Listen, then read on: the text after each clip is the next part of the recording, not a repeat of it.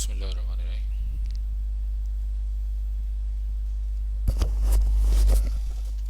बिस्मिल्लाहिर्रहमानिर्रहीम। अस्सलाम वालेकुम। कैसे हैं आप लोग? खैरियत से हैं? अच्छा, आज की हम लोग की अल्हम्दुलिल्लाह क्लास 3 स्टार्ट हो रही है। तो थोड़े से स्टूडेंट्स कनेक्ट हो जाएं, फिर हम लोग शुरू करते हैं।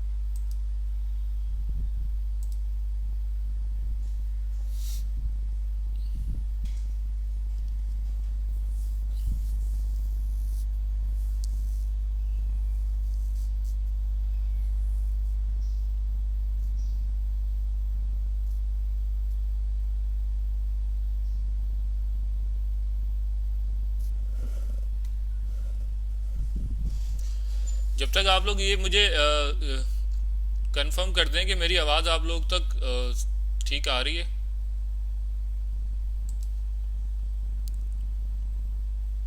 कमेंट्स में आप लोग लिख दें ताकि फिर हम इसको कंटिन्यू करें। मरहम अली, हमजा अली, मिस्टर हमजा अली। यार आपको कर दिया मैंने एनरोल, आप दोबारा से चेक कर लो, ठीक है? आपको मैं कर चुका हूँ। लॉग आउट करके दोबारा लॉग इन करके चेक करो।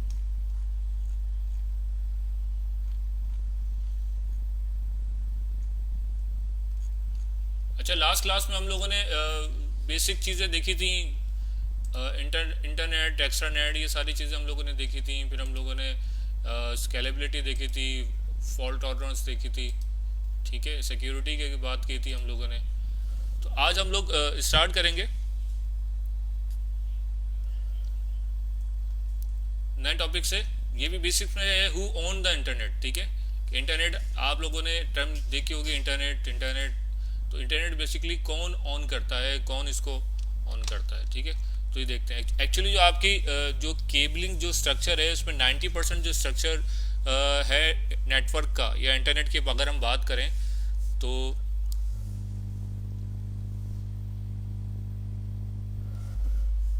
स्लाइड खुल गई है इसमें नहीं खुली अभी तक। अगर हम इसकी बात करें तो उसमें जो है 90% जो है आपकी फाइबर ऑप्टिक यूज़ हो रही होती है। फाइबर ऑप्टिक कौन सी यूज़ होती है? सबमेरीन केबल्स होती है जो कि डिप्लॉय हुई भी होती है सी के अंदर, ठीक है?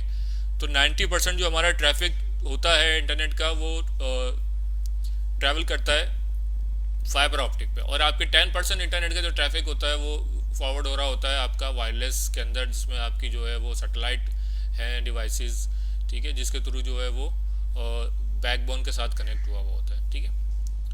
और ये सबमरीन केबल्स किसने डिप्लॉय किए हैं? तो ये जो है टीयर 1 क्लब कहलाता है, ये टीयर 1, ठीक है? इसमें जो जब इंटरनेट स्टार्ट हो रहा था, ठीक है, जब ये नेटवर्क बिछाया जा रहा था वर्ल्ड वाइड, तो कुछ कंपनीज ने इसको फंडिंग की थी इसकी, ठीक है?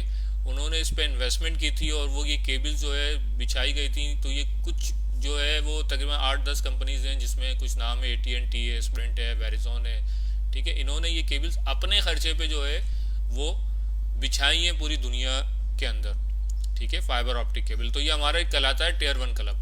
ये इसको यूज़ करने के लिए फिर क्या कर रही होती हैं? चार्ज कर रही होती हैं कंपनीज जो यूज़ करती हैं। उसके बाद टीयर टू क्लब में जो है वो फिर मैं बताता हूँ आगे कौन होता है। तो सबमेरीन केबल इन लोगों ने बिछाई हैं, डिप्लॉय की हैं, ठीक है? तो हमारी जो पाकिस्तान के अंदर जो सबमेरीन केबल है वो हमारी यहाँ तक आई। हर मुल्क में क्या आ रही होगी, यहाँ पे जो है वो डिप्लॉय हुई भी होगी, ठीक है? यहाँ पे एक हब बना हुआ होगा। तो पाकिस्तान में मेरे ख्याल से हब ये गिडानी की तरफ हब बना हुआ है, ठीक है? तो वहाँ पे ये डिप्लॉय हुई भी है। वहाँ पे इसका कनेक्शन आया हुआ है, ठीक है। वहाँ से फिर हमारा सारा डेटा वहाँ से फॉरवर्ड होता है पूरे मुल्क का, ठीक है। अब जाहिर सी बात है ये अब हम लोगों ने एक चाइना के साथ भी खंजराब बाईपास से भी फाइबर ऑप्टिक बिछाई है, जो हमने चाइना के साथ कनेक्ट की है, ठीक है। वहाँ से भी अब हम लोग जो है फॉरवर्ड कर सकते हैं बहुत सारी चीज़ें। तो ये चाइना फिर कहीं और कनेक्ट हुआ हुआ होगा, तो इस तरीके से हमारा डेटा जा रहा होता है सब मेरिन्स केबल। ये सीमीवी 3 केबल कहलाती है, जो यहाँ से गुजर रही है आपकी जो हमारा सब कॉन्टिनेंट है इसमें से जो गुजर रही है सीमीवी 3। बल्कि ये तो सीमीवी 3 पुरानी है, अब सीमीवी 5 भी इन्होंने डिप्लॉय कर दी है, ठीक है। तो वो 5 गुजर रही है, उसकी स्पीड और उसकी बैंडविड्थ ज़्यादा अच्छी है, बेहतर है, ठीक है। तो इस तरीके से ये डिप्लॉय हुई होती है फाइबर ऑप्टिक। बहुत बहुत मोटी केबल्स होती है, ठीक है। और इसको जो मैनेज कर रही होती हैं वो कंपनीज, मैंने आपको बताया टियर 1 क्लब है, ये इसकी जो है मेंटेनेंस और डेवलपमेंट और रिपेयरिंग कॉस्ट जो भी है ये सारी कंपनीज बेयर करती हैं, ठीक है। ये टियर 1 क्लब है, इसमें 6 7 8 कंपनीज हैं, ठीक है। उसके बाद आपके पास अगर वैन स्ट्रक्चर की बात करूं तो मैंने बताया आपको पहले टियर 1 है, ठीक है। टियर 1 में जो हमारी कंपनीज है जिन्होंने ये सारे डिप्लॉयमेंट किए वो टियर 1 आईएसपीज कहलाती हैं, ठीक है। और this is the backbone of the internet. ये सारा इंटरनेट का बैकबोन क्या कर रही होती हैं, ऑन कर रही होती हैं। उसके बाद हमारी आ जाती हैं टियर 2 आईएसपीज। टियर 2 आईएसपीज कौन सी होती हैं? जिन्होंने डायरेक्ट कनेक्शन लिया हुआ होता है इन टियर 1 आईएसपीज के साथ, इन्होंने एक एमओयू साइन किया हुआ होगा और इसके थ्रू उन्होंने जो है वो इनको सर्विसेज दी हुई होंगी। जिस तरीके से अगर मैं पाकिस्तान की बात करूं तो पाकिस्तान में पीटीसीएल है जिन्होंने एमओयू साइन किया हुआ है, सही है, पीटीए या पीटीसीएल जो भी है, ठीक है। और इन्होंने एक जो है वो कनेक्शन लिया हुआ होगा किसी टियर 1 आईएसपी के साथ। तो ये इनको पे कर रहे होंगे, ऑब्वियसली बात है। और फिर इन्होंने आगे किसी और लोकल आईएसपी को दिया हुआ होगा जिसमें आपकी फॉर एग्जांपल जो है वो कोई भी हो सकती है, जायज़ हो सकती है या कोई और कंपनी हो सकती है। और ये भी हो सकता है टियर 1 आईएसपी से कोई लोकल आईएसपी डायरेक्ट भी कनेक्शन ले सकती है, ठीक है। लेकिन उसके लिए वो गवर्नमेंट से लाइसेंस लिया होगा और उनको पे कर रही होगी, ठीक है। जिस तरीके से आपकी ट्रांसफर कहते हैं कि भाई ये टियर 2 है, ये सही है, लेकिन ट्रांसफर जो है वो पीटीसीएल का भी जो है वो इंटर चेंज यूज़ कर रही होती है बैकअप के तौर पर, ठीक है। उनसे भी कनेक्शन लिया होता है इन्होंने, डायरेक्ट सैटेलाइट से भी लिया हुआ होता है, ठीक है।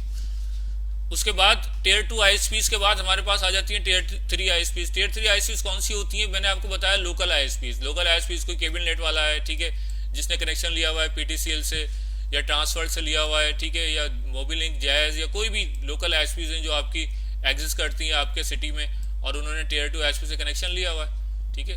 तो ये हमारी क्या कहलाती हैं? टियर 3 आईएसपीज। ये इनको पे करती हैं टियर 2 को आईएसपीज को, टियर 2 जो है टियर 1 को आईएसपीज को पे कर रहा होता है, ठीक है। क्या पे कर रहा होता है? वो जो आपका बैकबोन है इंटरनेट का उसको यूज़ करने के लिए जो भी फीस होती है, जो भी इनकी चार्जेस होती हैं वो पे करते हैं। और फिर ये लोकल आईएसपी से कौन ले लेता है? कंपनीज बाय करती हैं, ठीक है। कंपनीज हो सकती हैं, होम यूज़र हो सकते हैं जो कि लोकल आईएसपी से कनेक्शन लेते हैं, ठीक है। और वो आप होते हो जो आप घर पे कनेक्शन लेते हो केबल नेट से या पीटीसीएल से, डायरेक्ट आप टियर 2 आईएसपी से भी लेते हो और आप लोकल आईएसपी से भी ले सकते हो, ठीक है। तो ये हमारा एक ओवरव्यू बनता है कि वैन स्ट्रक्चर आर्किटेक्चर जो है वो किस तरीके से काम कर रहा होता है, ठीक है। इसमें कोई क्वेश्चन हो तो पूछ लेना यार।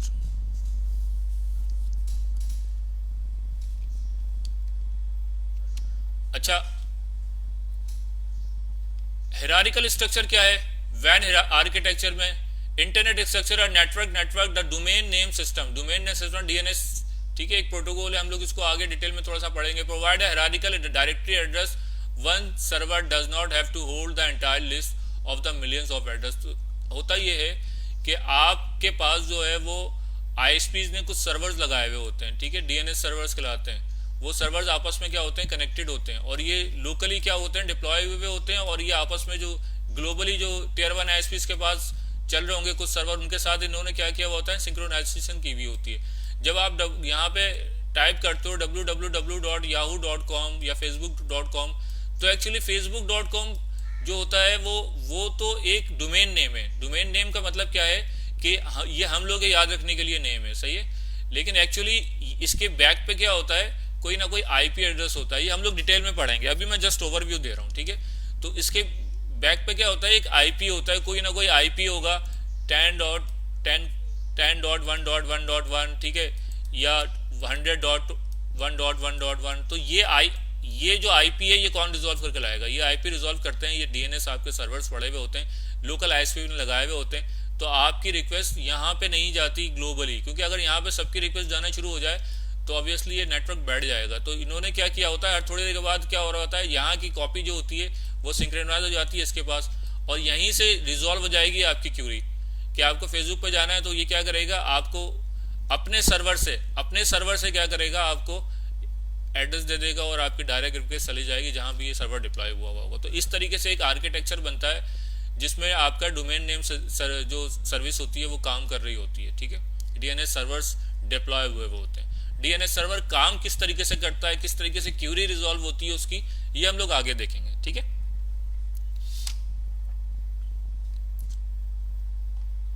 तो वही मैंने बात की कि हायरार्किकल और डिस्ट्रीब्यूटेड मैंने बताया वो क्या होता है कि आपकी क्यूरीज क्या हो रही थी, लोकल एंड पे रिजॉल्व होती हैं। ऐसा नहीं होता कि आपकी क्यूरी अगर यहाँ से आपने लिखा facebook.com तो यूएसए पे जो फेसबुक का सर्वर बना हुआ है वो वहां पे जाके रिजॉल्व, ऐसा नहीं होगा। ठीक है, वो आपके एंड पे जो है रिजॉल्व, कैशे मेमोरी होती है ना, जिस तरीके से कैश किया हुआ होता है इस तरीके से कैशे सर्वर्स होते हैं, उसमें क्या होते हैं, सारी डिटेल्स पड़ी हुई होती है जो जो बार बार यूजर क्या कर रहे होते हैं, रिक्वेस्ट कर रहे होते हैं, तो वो वहीं से रिजॉल्व होती है। ठीक है, और अगर वो वहां पे क्यूरी नहीं है, फॉर एग्जाम्पल आपने एक वेबसाइट का नाम लिख दिया, कभी आप गौर करें, आप लिख दें abc.com, ठीक है, या कोई भी आप फलाना ढिमकाना लिख दें, तो ये अगर ये आपके लोकल आईएसपी पे ये रिजॉल्व नहीं हो रही होगी, इसको ये डोमेन नेम नहीं मिल रहा होगा, तो फिर ये फॉरवर्ड करेगा इसको रूट सर्वर्स की तरफ। रूट सर्वर्स पे फिर ये देखेगा कि आया ये डोमेन नेम रजिस्टर हुआ या नहीं हुआ। अगर वहां पे भी ये नहीं होगा तो आपको आ जाएगा कि भाई ये जो है आपका एग्जिस्ट नहीं करता, लेकिन अगर वहां पे मौजूद होगा तो फिर वहां से रिजॉल्व हो जाएगा। तो इस तरीके से ये एक डिस्ट्रीब्यूटेड निज़ाम बनता है आपका, कि अगर जिसमें अगर एक आपके पास सर्वर फेल हो जाए तो कोई फर्क नहीं पड़ता। एक सर्वर अगर आपका फेल हो जाएगा तो आपकी क्यूरी ऑटोमेटिकली क्या हो जाएगी, दूसरे सर्वर पर रीडायरेक्ट हो जाती है। ठीक है, तो इनके पास अगर यहाँ पे लोकल आईएसपी ने क्या किया होगा, सिंक्रोनाइज किया होगा, तो तकरीबन एक से ज्यादा सर्वर के साथ सिंक्रोनाइजेशन हो रही होगी। ठीक है, इसलिए हम कहते हैं इसको डिस्ट्रीब्यूटेड। वरना तो अगर यार एक सर्वर सेंट्रलाइज सर्वर कोई चल रहा होता, और अक्सर ऐसा होता है हार्डवेयर है, कभी अगर ब्रेक डाउन हो जाए तो फिर तो पूरा का पूरा इंटरनेट क्या हो जाना चाहिए, आपका डाउन हो जाना चाहिए। ठीक है, तो ऐसा नहीं होता, ये एक डिस्ट्रीब्यूटेड निज़ाम चल रहा है। ठीक है, हर हर हर सर्वर्स की एक कॉपी बनी हुई है, एक डेटाबेस दूसरे डेटाबेस में रेप्लिका हुई हुई है। ठीक है, तो अगर कभी एक चीज़ डाउन भी होती है तो आपकी रिक्वेस्ट हमेशा क्या हो जाएगी, रिडायरेक्ट हो जाएगी दूसरे सर्वर पर, वहां से वो क्यूरी रिजॉल्व होकर आएगी आपके पास। ठीक है, और ये आपस में पेयरिंग की तरह काम कर रहे होते हैं। मतलब पेयरिंग मैंने बताया कि एक डेटाबेस दूसरे डेटाबेस के साथ क्या होगी, शेयर हुई भी होगी। ठीक है, और लोकल आईएसपी भी हमेशा ऐसा होता है कि अब देखो मेरी बात सुनो, अब आपके पास आपने एक साइट खोली selaani-welfare.com फॉर एग्जाम्पल। ठीक है, तो selaani-welfare.com जो है वो आपके पास पाकिस्तान की किसी जगह पे क्या हुई हुई है, होस्ट हुई हुई है, और वहां पे उसका क्या पड़ा हुआ है, डेटा पड़ा हुआ है। ठीक है, और आप पाकिस्तान से ही बैठ के क्या कर रहे हैं, इसको कनेक्ट करने की कोशिश कर रहे हैं या इसको गेट करने की कोशिश कर रहे हैं, तो आपकी रिक्वेस्ट क्या होगी, यहीं पे रिडायरेक्ट हो जाएगी। इसके लिए जरूरी नहीं है कि आपकी रिक्वेस्ट फॉरवर्ड हो पूरे वर्ल्ड डोमेन के अंदर और वहां से जाए यूएस के सर्वर पे और वहां से वापस आए इस लोकल आईएसपी पे और रिजॉल्व होकर डेटा आए, ऐसा नहीं होगा। बल्कि ये एक पेयर्स की तरह काम कर रहा होगा। आपकी रिक्वेस्ट जब वो देखेगा कि आपकी रिक्वेस्ट जो है इसका जो आईपी एड्रेस वो क्या है, वो लोकली आपके पास सिग्निफिकेंट है। ठीक है, तो आपकी रिक्वेस्ट को यहीं पे रिडायरेक्ट कर दिया जाएगा, आपकी रिक्वेस्ट को यहां तक नहीं भेजा जाएगा।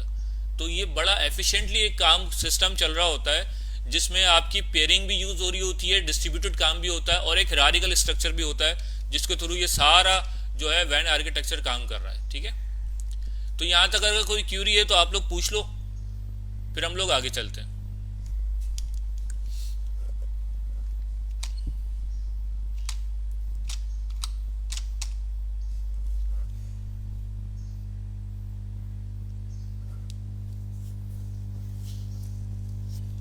इसके बाद कुछ टर्म्स हम लोग देखेंगे। ठीक है, जो नॉर्मली हमारे नेटवर्क के अंदर यूज होती है, बहुत ज्यादा हम लोग सुन रहे होते हैं कि भाई बैंडविड्थ क्या है। ठीक है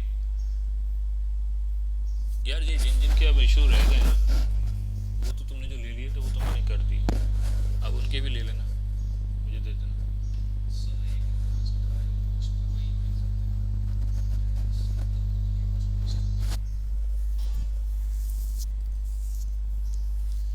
हसनैन रजा क्या कह रहे हो आप? अच्छा कर दिया, ठीक है। चलें आगे, क्लियर है यहाँ तक?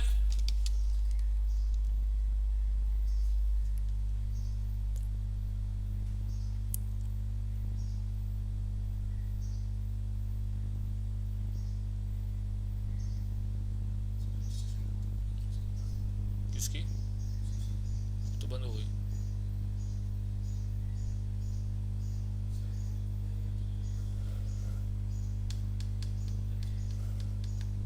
ग्रुप में थोड़ी है तो ऑलरेडी रजिस्टर हो।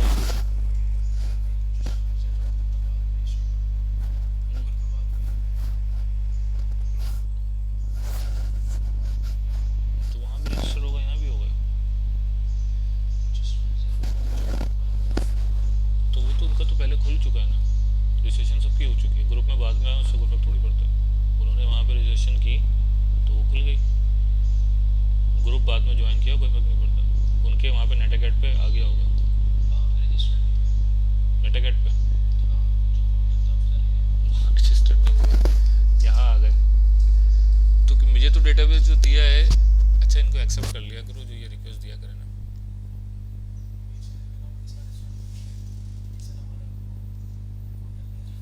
तो यार ये कैसे आ रहा है? देखो मेरी बात सुनो, इनको जो हमने लिंक भेजा है तो हमने लिंक उन्हीं को भेजा है। तो उनको तो हम नहीं कर सकते रजिस्टर।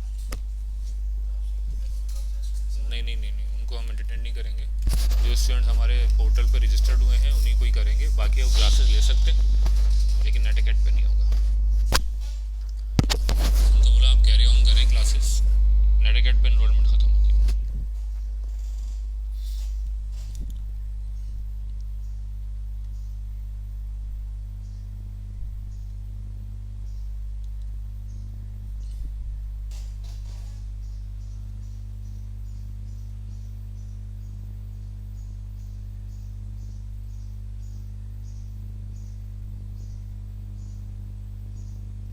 ठीक है कंटिन्यू करते हैं। अच्छा बैंडविड्थ, आप लोगों ने एक बहुत टर्म सुनी होगी कि यार बैंडविड्थ बैंडविड्थ बैंडविड्थ, इतनी बैंडविड्थ है। बैंडविड्थ बैंडविड्थ एक्चुअली क्या है? The amount of data can be transferred through a communication medium at a unit time is called bandwidth. ठीक है, कि मतलब जिस तरीके से इसकी एग्जांपल में लाइव एग्जांपल, आप जब आप स्पीड टेस्ट करते हैं तो आप देखते हैं यार मुझे कितनी बैंडविड्थ दी हुई है आईएसपी ने। ठीक है, तो एक्चुअली वो बैंडविड्थ क्या होती है? वो बैंडविड्थ होती है कि आप कितना डेटा एक वक्त में ट्रांसफर कर सकते हैं एक पॉइंट से दूसरे पॉइंट तक। अगर मैं इसके एग्जांपल लूं तो लाइव एग्जांपल अगर लूं तो रोड, आपने देखा है कि मोटरवे पे कभी आपने ट्रेवल किया हो तो मोटरवे कितनी लेन की मोटरवे होती है? 4 लेन है, 6 लेन है। ठीक है, कितने लेन की मोटर, तो वो एक्चुअली जो जितनी लेन की मोटरवे होती है वो बताती है हमें कि इस रोड के ऊपर से या इस मोटरवे के ऊपर से एक वक्त में कितनी गाड़ियां गुजर सकती हैं। जितनी लेन ज्यादा होगी, ठीक है, जितने ज्यादा लेन की मोटरवे होगी उतनी ज्यादा उतनी ज्यादा गाड़ियों का फ्लो, उतनी ज्यादा कार्स या जो है आपकी व्हीकल्स का फ्लो उस मोटरवे से ज्यादा हो सकता है। ठीक है, मेरी बात समझ रहे हो? इसी तरीके से आपका डेटा जब ट्रैवल करता है तो हम बैंडविड्थ यूज करते हैं कि उस बैंडविड्थ, जितनी ज्यादा बैंडविड्थ होगी उतना ज्यादा डेटा का फ्लो क्या हो सकेगा? ज्यादा हो सकेगा एक पर्टिकुलर टाइम के अंदर। ठीक है, तो इस ये कहलाती है हमारी बैंडविड्थ। या अगर आप एक पानी का पाइप लो तो पानी के पाइप को अगर मैं एग्जांपल लूं, पानी का पाइप का जो डायामीटर होता है वो क्या होता है? एक्चुअली वो बताता है कि ½ इंच है, 1 इंच है डायामीटर। तो जितना बड़ा डायामीटर होगा उतना ज्यादा पानी का फ्लो क्या हो सकेगा? उसके अंदर से ज्यादा हो सकेगा। ठीक है, और जितना डायामीटर कम होगा उतना पानी का फ्लो उसमें से क्या हो सकेगा? कम हो सकेगा। ठीक है, तो इसी तरीके से आपका जो ट्रैफिक का फ्लो होता है, हम उसमें क्या कर रहे होते हैं? उसका फ्लो में देख रहे होते हैं कि आपके पास जो कनेक्शन दिया हुआ है वो उसकी क्या बैंडविड्थ है। ठीक है, आप देखो दो तरह के कनेक्शन है। अब अगर मैं इसकी तरह बात करूं कि एक आईएसपी के पास आप जाते हो, आप कहते हो यार कि आप मुझे जो है ना 4 MB का कनेक्शन दे दें। ठीक है, आईएसपी आपके पास क्या करती है? आपके पास कनेक्शन अपने पास से क्या करती है? आपके लिए बैंडविड्थ जो है वो क्या कर देगी? असाइन कर देगी कि भाई आपको बैंडविड्थ कितनी दे दी है उसने अपने पास से। वहां से आपने लॉजिकली उसने क्या किया? डिवाइड कर दिया कि आपको 4 MB से ज्यादा डेटा फ्लो नहीं कर सकेंगे एक वक्त में। ठीक है, लेकिन आपके पास एक्चुअल जो कनेक्शन था, आपके पास जो लिंक था वो 100 Mbps का था। आपके पास जो पाइप था मैं कह सकता हूँ पानी का, वो क्या था 100 Mbps, लेकिन आपको बैंडविड्थ कितनी मिली हुई है, या हम कह सकते हैं स्पीड, स्पीड कितनी मिली हुई है आपको, 4 Mbps की स्पीड है आपके पास, ठीक है। तो अब इसमें दो दो टर्म्स हो गई, एक क्या हो गई आपके पास कि आपके पास टोटल बैंडविड्थ कितनी है 100 Mbps, और आपके पास स्पीड कितनी आ रही है 4 Mbps। अगर आप जाके बोलते हो यार नहीं, ये आप मेरा कनेक्शन क्या कर दें 10 Mbps का कर दें, तो आईएसपी क्या करेगा, अपने एंड से क्या कर देगा, इसको अपने एंड से करेगा, आपको आके लिंक चेंज नहीं करेगा कभी, अपने एंड से क्या करेगा वो, इस वहां पे कनेक्टिविटी आपकी चेंज करके क्या कर देगा 10 Mbps कर देगा। और वही आपके पास जो पाइप मौजूद है आपके पास 100 MB का, इस पे अब आपको कितना आना शुरू हो जाएगी स्पीड 10 Mbps। तो ये दो चीजें हो गई, एक आपके पास होती है बैंडविड्थ जिसमें लोग कंफ्यूज होते हैं, एक आपके पास होती है स्पीड, ठीक है, कि स्पीड आपकी कितनी है। इसके एग्जाम्पल में एक तरीके से और भी दे सकता हूं आप लोगों को, ठीक है। वो एग्जाम्पल इस तरीके से देखता हूं कि आपकी गाड़ी का स्पीडोमीटर होता है, जब आप गाड़ी ड्राइव की होगी बहुत से लोगों ने, गाड़ी का एक स्पीडोमीटर होता है, स्पीडोमीटर आपको बताता है कि ये गाड़ी जो है आप मैक्सिमम कहां तक चला सकते हैं, 200 किलोमीटर पर आवर के तक चला सकते हैं फॉर एग्जाम्पल, ठीक है। क्या आप 200 तक या 240 तक चला सकते हैं इसको। ये क्या हो गई आपके पास, ये एक्चुअली क्या है आपके पास बैंडविड्थ, इसकी मैक्सिमम कैपेसिटी है इस गाड़ी की कि आप इसको 200 किलोमीटर पर आवर तक आप इसको चला सकते हैं। लेकिन जब आप गाड़ी ड्राइव कर रहे होते हैं तो कभी वो आप 50 पे ड्राइव कर रहे होते हैं, ठीक है, कभी आप इसको 100 पे ले जाते हैं, ठीक है, कभी आप इसको 120 तक ले जाते हैं। तो ये जो आप वेरी कर रहे हैं, कभी 50 कभी 100 कभी 120, ये क्या है आपकी स्पीड है, ठीक है। करंट जो डेटा फ्लो हो रहा है उसके अंदर से वो आपका क्या कहलाएगा स्पीड, और जो टोटल डेटा जो उसमें से जा सकता है वो क्या है आपकी बैंडविड्थ, ठीक है। तो ये फर्क है आपकी स्पीड और बैंडविड्थ में। आपके अगर एनालॉग होगा सिग्नल सिस्टम तो जो आप जो है बैंडविड्थ कैलकुलेट कर रहे होते हैं हर्ट्ज के अंदर, ठीक है, और अगर आपका डिजिटल सिग्नल सिस्टम है तो आप इसके अंदर बिट पर सेकंड, ठीक है, बिट पर सेकंड, किलो बिट पर सेकंड, मेगाबिट पर सेकंड, ये इसकी जो है वो क्या है नापने के लिए, बैंडविड्थ नापने के लिए इसकी कहना चाहिए कि फ्रीक्वेंसी है, इसकी क्या कहेंगे इसको, नहीं फॉर्मूला नहीं है मेरे जहन से निकल गया। बहरहाल भाई मतलब मेजरमेंट है ना कि आप किस तरीके से मेजर करते हैं। जैसे दूध लेने के लिए जाते हैं तो आप कहते हैं भाई मुझे 1 लीटर दूध दे दो, तो वो जो लीटर है एक्चुअली वो मेजर कर रहे होते हैं कि भाई ये मेरा स्टैंडर्ड है, ठीक है। तो इसी तरीके से इसको जो नापा जाता है, अगर मैं एनालॉग की बात करूं तो वो हर्ट्ज में नापते हैं, और अगर डिजिटल फॉर्मेट की बात करें तो हम बिट पर सेकंड के अंदर इसको कैलकुलेट कर रहे होते हैं, ठीक है। तो आई होप कि ये बैंडविड्थ और स्पीड आपको क्लियर होगी, ठीक है। एक चीज आपके पास टर्म यूज होती है थ्रूपुट, ठीक है। थ्रूपुट क्या है, तो throughput is the amount of data move successfully from one place to another in a given time period. अब मेरे पास एक नेटवर्क है, ठीक है, यहां से यहां तक मुझे डेटा फॉरवर्ड करना है। फॉर एग्जाम्पल मेरी क्या है बैंडविड्थ इस वक्त क्या है 100 Mbps। तो क्या मैं 100 Mbps तक इसको डेटा को ट्रांसफर कर सकता हूं, ठीक है। अगर मैं आइडियली बात करूं तो यस, ठीक है, या थ्योरेटिकल बात करूं तो यस, क्योंकि अगर मेरे पास बैंडविड्थ 100 MB की है तो मैं इसके अंदर से 100 Mbps तक का डेटा ट्रांसफर कर सकता हूं। लेकिन अगर मैं प्रैक्टिकली बात करूं तो प्रैक्टिकली मैं इसके अंदर से 100 Mbps का डेटा ट्रांसफर नहीं कर सकता। क्यों नहीं कर सकता, क्योंकि मेरे पास इसमें बहुत सारी चीजें इन्वॉल्व होती हैं डेटा की कम्युनिकेशन में। ये पीसीस की अपनी प्रोसेसिंग पावर यूज हो रही होगी कि डेटा को क्या कर रहा होगा डिजिटल फॉर्मेट में कन्वर्ट कर रहा होगा। फिर यहाँ पे कुछ इंटरमीडिएट डिवाइसेस लगी होंगी जहाँ पे हर एंड पे क्या हो रहा होगा डेटा प्रोसेस हो रहा होगा और फॉरवर्ड कर रहा होगा। तो यहाँ पे भी कई मिली सेकंड का टाइम लग रहा होगा, यहाँ भी मिली सेकंड का टाइम लग रहा होगा। तो अगर मैं यहाँ 100 Mbps के हिसाब से डेटा को फॉरवर्ड करने की कोशिश करूंगा तो हो सकता है मुझे 70 Mbps तक, ठीक है, या हो सकता है मुझे 80 Mbps तक, या हो सकता है बहुत अच्छा अगर मेरा नेटवर्क है तो 90 Mbps तक डेटा जा रहा होगा, ठीक है। कभी भी मैं 100 Mbps तक प्रैक्टिकली डेटा को अचीव नहीं कर सकता। तो एक्चुअली थ्रूपुट क्या होता है कि आपका डेटा सक्सेसफुली कितना एक वक्त में एक एंड से दूसरे एंड तक जा सकता है। तो जितना ज्यादा आपका डेटा सक्सेसफुली ट्रैवल कर सकेगा वो ही क्या होगा बेस्ट उसका आपके नेटवर्क होगा, ठीक है, जिसकी थ्रूपुट सबसे ज्यादा होगी। वही मैंने गाड़ी के एग्जाम्पल कि गाड़ी में क्या है, आपका एक स्पीडोमीटर है, ठीक है। तो स्पीडोमीटर में क्या लिखा हुआ है कि भाई ये जो है आपकी 200 एमबीपीएस क्या है, 200 किलोमीटर पर आवर जो है आपकी क्या है, बैंडविड्थ है, मतलब टोटल आप इसको गाड़ी को यहां तक चला सकते हो। लेकिन आप क्या कभी 200 किलोमीटर पर आवर तक गाड़ी चलाते हो? चला के देख लेना कभी, सही है, कुछ देर तो चलेगी, उसके बाद गाड़ी के जो है ना सारे पार्ट्स वार्ट्स इतनी हीटअप हो जाएगी कि वो गाड़ी आउट ऑफ कंट्रोल हो जाएगी आपसे, ठीक है।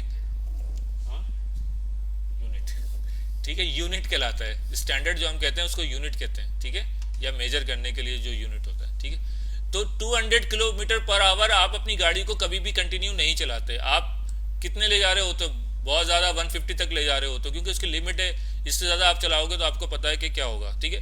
तो इसी तरीके से आपके नेटवर्क की जो थ्रूपुट जितनी ज़्यादा होगी उतना ज़्यादा नेटवर्क क्या होगा, बेस्ट होगा। लेकिन ये थ्रूपुट कभी भी आपके बैंडविड्थ से हाई नहीं हो सकती, ठीक है, ये हमेशा आपकी बैंडविड्थ से कम होगी। अगर आपकी बैंडविड्थ 100 एमबीपीएस है तो थ्रूपुट 101 नहीं हो सकती या 105 नहीं हो सकती, थ्रूपुट उससे कम ही होगी हमेशा, ठीक है। क्योंकि मैंने आपको बताया कि इसके अंदर बहुत सारे रीजंस होते हैं, डिवाइसेस में प्रोसेसिंग लग रही होती है, उसमें टाइम कैलकुलेट हो रहा होता है, फिर आपका जो मीडिया होता है इसमें जो डेटा का फ्लो होता है वहाँ भी आपके मिली सेकेंड या सेकेंड्स के अंदर आपके डिले आ रहे होते हैं, ठीक है।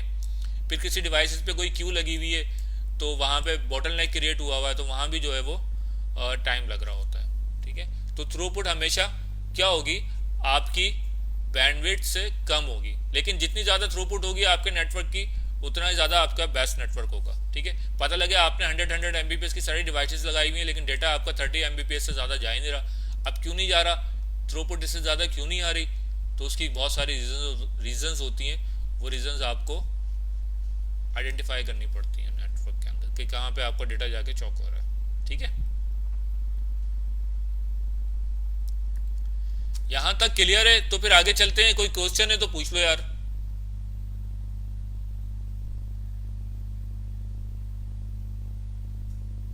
जी हमजा अली थैंक यू यार, यूनिट होता है, मेरे जहन में नहीं आ रहा था उस वक्त ना, ठीक है। तो हम लोग जो मेजर कर रहे होते हैं एनालॉग में, वो यूनिट क्या कहलाता है, हमारे पास हर्ट्ज है, और डिजिटल में हम उसको एमबीपीएस या बिट पर सेकंड के ऊपर किलो बिट या मेगा बिट, ठीक है, पे हम लोग कैलकुलेट कर रहे होते हैं।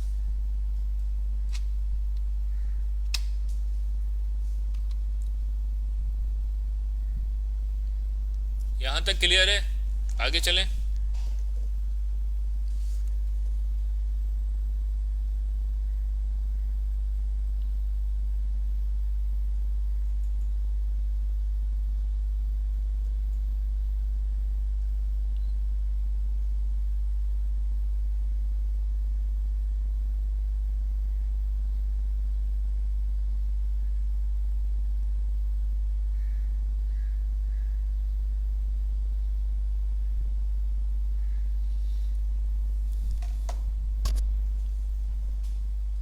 भाई जवाब दिया करो कमेंट्स में जब मैं क्वेश्चन पूछता हूँ यार, ताकि मुझे आइडिया हो कि मैं जो बता रहा हूँ वो डिलीवर भी हो रहा है आप लोगों को।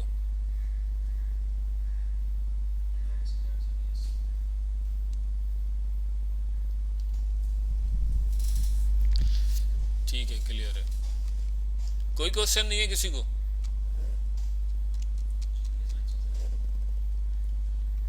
ठीक है भाई, कोई क्वेश्चन नहीं है तो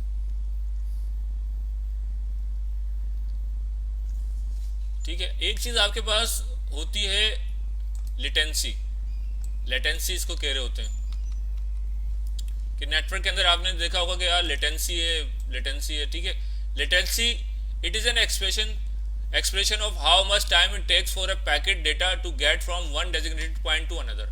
अब एक पॉइंट से दूसरे पॉइंट तक मैंने डेटा को ट्रांसफर करना है, ठीक है। तो इस एंड पॉइंट से लेके इस एंड पॉइंट तक जो डेटा ट्रांसफर हो रहा है कितना टाइम लग रहा है, ठीक है, कितना टाइम लग रहा है, कितना डिले आ रहा है, ठीक है, ये मेरा क्या कहलाती है लेटेंसी।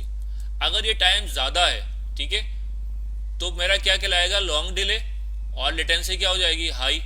और अगर ये टाइम कम है तो क्या कहलाएगा लो लेटेंसी, और ये मेरा नेटवर्क क्या होगा एफिशिएंट होगा, ठीक है, और स्मॉल डिले। तो ये मेरा जितनी लेटेंसी कम होगी मेरे नेटवर्क के अंदर, जितना डिले कम होगा उतना नेटवर्क मेरा क्या होगा फास्ट होगा। अब ये डिले आता क्यों है, डिले आने की बहुत सारे रीजंस होते हैं। वो रीजंस क्या है, या तो हो सकता है कि मेरा जो मीडिया है यहाँ पे इंटरमीडिएट डिवाइसेस हो, या मैंने 100 Mbps लगाया हो, लेकिन यहाँ पे किसी जगह पे एक डिवाइस लगी हुई हो जो कि जो है वो यहाँ पे 1.5 kbps पे काम कर रही हो, ठीक है, तो यहाँ पे बोटल नेक क्रिएट हो रहा है। या यहाँ पे इंटरमीडिएट डिवाइसेस कोई बहुत पुरानी स्लो डिवाइसेस लगी हुई है जो डेटा जो है वो 5000 पर पैकेट से ज़्यादा आगे फॉरवर्ड ही नहीं कर सकती, प्रोसेस ही नहीं कर सकती, तो वहाँ पे डिले आ रहा होगा। या किसी डिवाइस के अंदर कुछ इश्यूज होंगे जिसकी वजह से वो डिवाइस जो है मेल फंक्शनिंग कर रही होगी, तो वहाँ पे डिले आ रहा होगा। बहरहाल जिस भी वजह से आपका डिले आ रहा है एक पॉइंट से दूसरे पॉइंट तक आपका डेटा फॉरवर्ड करने में, चाहे वो मीडिया की वजह से आ रहा है, चाहे डिवाइस की वजह से आ रहा है, या नॉइसेज हैं या क्या है आपके मीडिया में, ठीक है, उसकी वजह से आपका नेटवर्क क्या हो जाएगा, स्लो हो जाएगा, आपके डिलेज हाई हो जाएंगे, लेटेंसी हाई हो जाएगी, ठीक है, और आपका नेटवर्क स्लो होगा। लेकिन अगर आपके लेटेंसी लो होगी तो आपका नेटवर्क क्या होगा, फास्ट होगा, ठीक है। कभी चलो वो आगे मैं एग्जांपल देता हूँ, ठीक है। तो लेटेंसी क्या है आपकी, the latency is expression of how much time it takes for a packet of data to get from one point to another, ठीक है। तो कितना एक पॉइंट से दूसरे पॉइंट तक डेटा को फॉरवर्ड होने में कितना टाइम लगता है, वो टाइम जितना कम होगा उतनी लेटेंसी मेरी लो होगी और नेटवर्क क्या होगा, मेरा फास्ट होगा, ठीक है। एक आपके पास है एट्यूनेशन। एट्यूनेशन क्या होता है,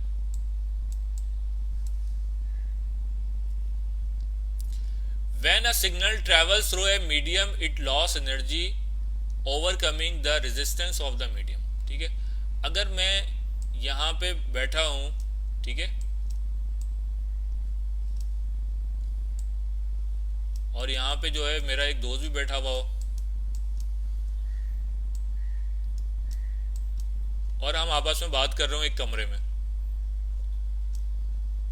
ठीक है, तो कम्युनिकेशन हो रही होगी आराम से। मीडियम कौन सा यूज हो रहा है, एयर। लेकिन अगर ये दोस्त उठ के चला जाए किसी और कमरे के अंदर बराबर में, और वहां से अब अगर बात करना शुरू करेगा तो क्या इसकी आवाज मुझ तक पहुंच सकेगी, नहीं पहुंच सकेगी। क्यों, क्योंकि ये एयर जो है ये एक सर्टेन टाइम सर्टेन डिस्टेंस तक ही क्या कर सकेगी, इस जो मेरे वॉइस के पैकेट्स हैं इसको फॉरवर्ड कर सकेगी। उसके बाद क्या हो जाएगा, ये सिग्नल्स मेरे क्या होने शुरू हो जाएंगे, आवाज क्या होनी शुरू हो जाएगी। हाँ, नॉइज की वजह से भी बैंडविड्थ में फर्क पड़ता है। वो नॉइज आगे असल में एक टॉपिक अलग से है, तो मैंने इस वजह से उसको नहीं छेड़ा था, मैं क्लियर कर दूंगा, ठीक है।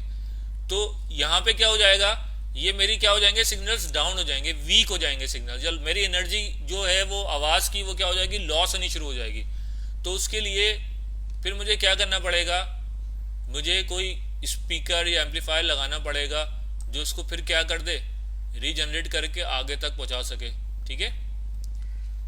तो यही आपके मीडियम, जब आपका डेटा ट्रैवल कर रहा होता है किसी भी मीडियम में, तो वहां भी क्या होता है, उस डिवाइस या उस मीडियम की एक पर्टिकुलर रेजिस्टेंस होती है, एक लिमिट होती है कि भाई ये जो केबल है या ये जो डिवाइस है ये इतने 100 मीटर तक काम कर सकती है। 100 मीटर के बाद आपके डेटा क्या होना शुरू हो जाएगा, उसकी एनर्जी क्या होनी शुरू हो जाएगी, लॉस होनी शुरू हो जाएगी। तो वहाँ पे आपको क्या लगाना पड़ता है, एम्पलीफायर लगाना पड़ता है। एम्पलीफायर क्या करता है कि जो वो आपके सिग्नल्स को क्या कर देता है, रीजनरेट कर देता है, ठीक है। तो वो जो पॉइंट जहाँ पे जाके आपके सिग्नल्स क्या होने शुरू हो जाएं, डाउन होना शुरू हो जाएं, तो उस पॉइंट को हम लोग क्या कहते हैं, एट्यूनेटेड पॉइंट कहते हैं, और इसको क्या कहते हैं, एट्यूनेशन कहते हैं। जहां पे एट्यूनेशन अगर होगी वहां पे आपको एम्पलीफायर लगाना पड़ेगा या उसको सिग्नल्स को रीजनरेट करने के लिए कोई डिवाइस लगानी पड़ेगी, ठीक है। तो हर जो भी मीडियम है उसकी एक लिमिट होती है। अगर मैं फाइबर ऑप्टिक की बात करूं तो फाइबर ऑप्टिक अगर मैं कहता हूं 2 किलोमीटर तक जो है वो क्या करे, आपको सपोर्ट करती है। 2 किलोमीटर के बाद आपको यहाँ पे रिपीटर्स लगाने पड़ते हैं जो कि सिग्नल्स को क्या करते हैं, रिपीट करते हैं। लेकिन अगर मैं cables normal optic copper cable की बात करूं तो कॉपर केबल की लिमिट होती है 100 मीटर। 100 मीटर के बाद आपको स्विच या हब लगाना पड़ेगा जो कि डिवाइस को क्या करता है, आपके डेटा सिग्नल्स को क्या करता है, रीजनरेट कर देता है, एम्पलीफाई कर देता है, और फिर आगे मजीद 100 मीटर तक आप उसको खींच सकते हैं। वो देखा होगा केबल नेट, आप लोगों के घरों पे केबल नेट आ रहा होगा ना, तो वो खंभों पे उन्होंने क्या लगाए हुए होते हैं, स्विच लगाए हुए होते हैं, वो स्विच से कनेक्शन दे रहे होते हैं। तो वो स्विच क्यों लगाए होते हैं, वो डायरेक्ट अपने पास से केबल आपके पास क्यों नहीं खींचता, उसकी रीज़न है एक रीज़न तो ये कि भाई वो केबल बचाने की वजह से होता है। दूसरा रीज़न क्या होता है कि हर 100 मीटर के बाद वहाँ पे क्या हो जाती है, सिग्नल्स डाउन हो जाते हैं, क्योंकि कॉपर केबल यूज़ करते हैं। कॉपर केबल की लिमिट ही 100 मीटर है। 100 मीटर के बाद आपको स्विच लगाना पड़ेगा या हब लगाना पड़ेगा, सही है। तो वो फिर क्या करेगा, फिर 100 मीटर के लिए तो वो हर थोड़ी डिस्टेंस के बाद वो उन्होंने खंभों पे क्या लगाए होते हैं, हब या स्विच लगाए होते हैं, जो कि आगे सिग्नल्स को क्या कर रहे होते हैं, रीजनरेट कर रहे होते हैं। वो किसकी वजह से कर रहे होते हैं, एटोनेशन क्रिएट हो जाती है वहाँ पे, ठीक है। सिग्नल्स आपके लॉस होने शुरू हो जाते हैं। अगर वो नहीं लगाएंगे तो फिर आपकी सिग्नल्स आपको नहीं मिलेंगे। एयर की वजह से डिजिटल पैकेट ड्रॉप नहीं होंगे कभी भी, वायरलेस के सिग्नल्स ड्रॉप होंगे। आपके घर में देखो, आपने वो वाईफाई का राउटर लगाया हुआ होता है, आपको पता है ना। उस वाईफाई का राउटर जो भी कंपनी के लगाया होगा, उसकी एक रेंज लिखी होती है उन्होंने कि 10 मीटर या 30 मीटर। अब वो 30 मीटर के बाद अगर आप मोबाइल 30 मीटर की उस रेंज से अगर आप बाहर निकल जाएं, तो आपके मोबाइल पर वाईफाई के सिग्नल्स क्या होने शुरू हो जाते हैं, कम होने शुरू हो जाते हैं। उसकी वजह क्या है, क्योंकि वो रेंज ही उसकी कितनी है, 30 मीटर। उस पर लिखा हुआ है कि उसके अंदर जो उन्होंने सिग्नल, वो जो एंटीना लगाया हुआ है, उसकी जो डीबी है, ठीक है, इसको जो कैलकुलेट करते हैं वो डेसिबल, इसका यूनिट डेसिबल है।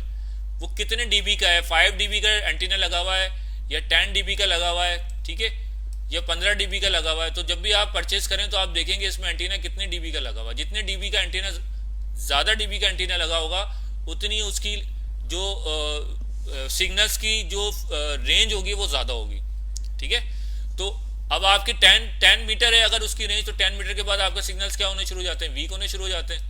तो वहाँ पे फिर आप क्या करते हैं, एक एक्सटेंडर लगा देते हैं, या एक और वाईफाई से राउटर लगा के, रिपीटर लगा के, फिर आप उसको आगे फॉरवर्ड कर देते हैं, ठीक है। तो वहाँ वो भी एक एग्जाम्पल है एटोनेशन की, क्योंकि वो जो राउटर है उसमें जो सिग्नल्स ट्रैवल करते हैं वो हमारे एयर को एज अ मीडियम यूज़ कर रहे होते हैं, ठीक है। तो फिर वो जितनी उसकी लिमिटेशन होगी, क्योंकि वो एनालॉग सिग्नल्स होते हैं, तो वो एक पर्टिकुलर टाइम पे जाके उसकी फ्रीक्वेंसी क्या होनी शुरू हो जाती है, डाउन।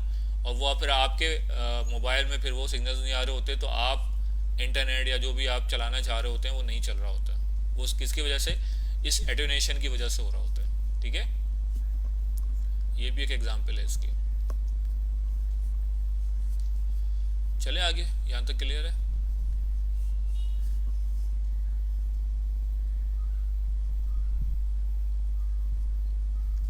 बिल्कुल, एयर की वजह से आपके एनालॉग पैकेट तो ड्रॉप हो सकते हैं, ठीक है। एनालॉग मैंने बताया ना आपको, वाईफाई राउटर, तो वो तो ड्रॉप हो सकते हैं। लेकिन अगर डिजिटल सिग्नल्स होंगे तो डिजिटल सिग्नल्स एयर में ट्रेवल नहीं करते, वो आपके ट्रेवल कर रहे होते हैं।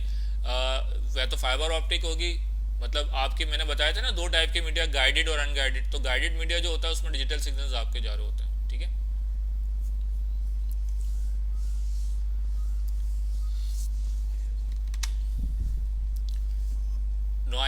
नॉइस क्या होगा, noise is a variation of voltage which has entered the communication system and which is undesired और नॉट रिक्वायर्ड, ठीक है।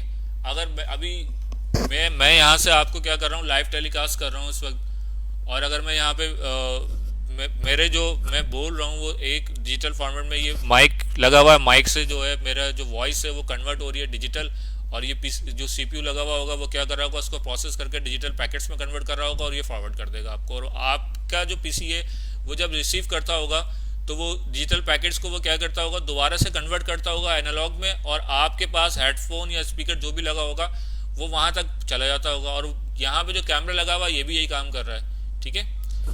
तो कैमरे की वीडियो भी आपको मिल रही है, ठीक है। लेकिन अब क्या होगा, अगर मैं यहाँ पे अपने साथ एक फैन लगा दूं, ठीक है, बड़ा सा फैन लगा दूं और चला दूं उसको, तो ये जो वॉइस होगी उस वॉइस के साथ क्या होगा, वो फैन की जो आवाज़ जो गरगर गरगर होगी ना, वो भी क्या हो जाएगी, इस मेरे सिग्नल्स के साथ क्या हो जाएगी, कनेक्ट हो जाएगी या ऐड हो जाएगी उस सिग्नल्स के साथ या उस डेटा के साथ ऐड हो जाएगी। और जब वो प्रोसेस होंगे डिजिटल पैकेट में जाएंगे तो उसके साथ वो नॉइज भी क्या हो जाएगी, फॉरवर्ड हो जाएगी।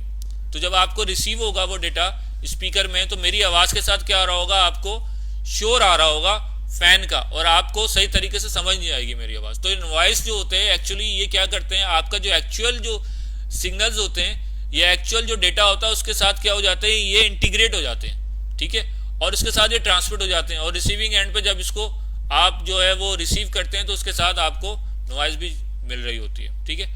या मैं इसकी एग्जांपल दूं कि आपके घर की अगर टेलीफोन की लैंडलाइन होती है, कभी लैंडलाइन के ऊपर अगर आपने टेलीफोन जो हम लोग डीएसएल कहते हैं जिसको, ब्रॉडबैंड, ठीक है, तो वो आपकी लैंडलाइन के ऊपर टेलीफोन लाइन पे आ रही होती है, तो टेलीफोन लाइन में बाज़ दफ़ा ऐसा होता है कि नॉइस आ रही होती है। वो नॉइस एक और वजह से आ रही होती है जिसको हम लोग कहते हैं डिस्टॉर्शन, ठीक है। तो इस नॉइस में जब आप फ़ोन उठाते हैं तो आपको आवाज़ सही नहीं आती, तो इस नॉइस की वजह से आपका डेटा भी क्या होता है, इंटरनेट की स्पीड भी आपको सही नहीं मिल रही होती, ठीक है।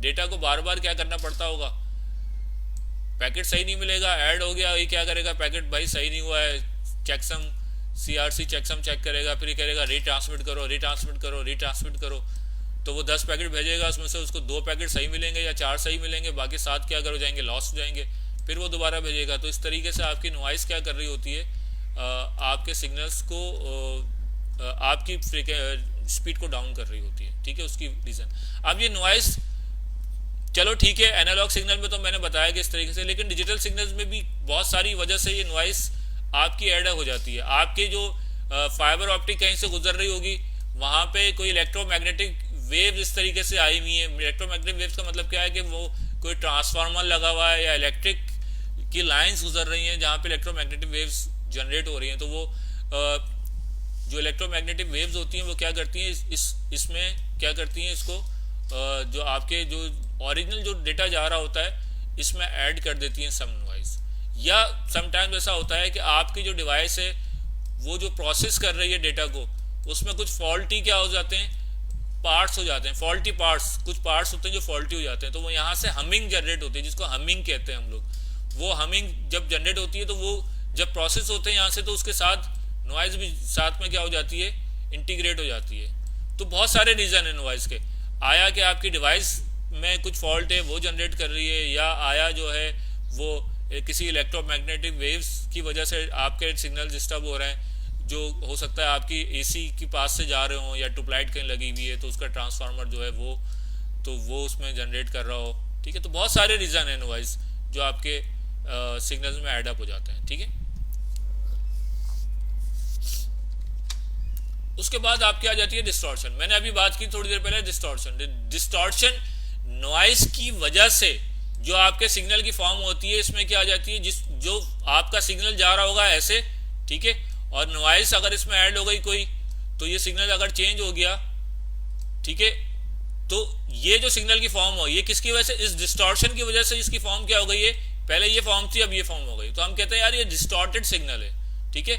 मीन्स द सिग्नल चेंज, मतलब ओरिजिनल शेप से सिग्नल चेंज हो गया किसी और फॉर्म में, और वो डिस्टॉर्शन की वजह। डिस्टॉर्शन कब आती है, जब आपकी नॉइस ऐड होगी तो वो क्या हो जाएगा, सिग्नल में डिस्टॉर्शन आ जाती है, और फिर वो जब रिसीव होगा किसी जगह पे तो वहां पे क्या होगा, उसको डिक्लाइन कर दिया जाएगा कि ये सिग्नल ओरिजिनल, क्योंकि यहाँ पे भी क्या हो रहा होता है, सीआरसी चेक किया जाता है कि आपके पास जो डेटा रिसीव हुआ है वो वही है जो चला था वहां से, ठीक है। कुछ मैकेनिज्म होते हैं जो वेरीफाई कर रहे होते हैं डेटा को, ठीक है। तो उसकी वजह से आपकी distortion occurs in composite signal, each frequency component has its own propagation speed travelling through a medium, ठीक है। तो डिस्टॉर्शन एक्चुअली है क्या, कि ओरिजिनल सिग्नल आपका जो चला था वो नहीं रहा, उसमें आप चेंजेस आ गई, किसी वजह से चेंजेस आ गई, आपके नॉइस की वजह से चेंजेस आ गई, तो ये क्या है, आपकी डिस्टॉर्शन है। इस सिग्नल में क्या हुआ है या डेटा में क्या हुआ है, डिस्टॉर्शन या डिस्टॉर्टेड डेटा है ये, ठीक है। तो ये कुछ टर्मिनोलॉजीज थी जो कि नेटवर्क में यूज होती है, हमने स्टेप बाय स्टेप देखी। इसमें मैंने आपको स्पीड बताया, बैंडविड्थ बताया, आपको लेटेंसी के बारे में बात की हमने, ठीक है, थ्रूपुट की हमने बात की, ठीक है, नॉइस की बात की, डिस्टॉर्शन की बात की। तो आई होप कि ये सारी चीज़ें आपको क्लियर हो गई होंगी। अगर इसमें कोई क्वेश्चन है तो आप पूछ सकते हो, फिर हम आगे चलते हैं। अब तो रोजे में पानी भी नहीं पी सकते, बोल बोल के अलग कुछ हो गया।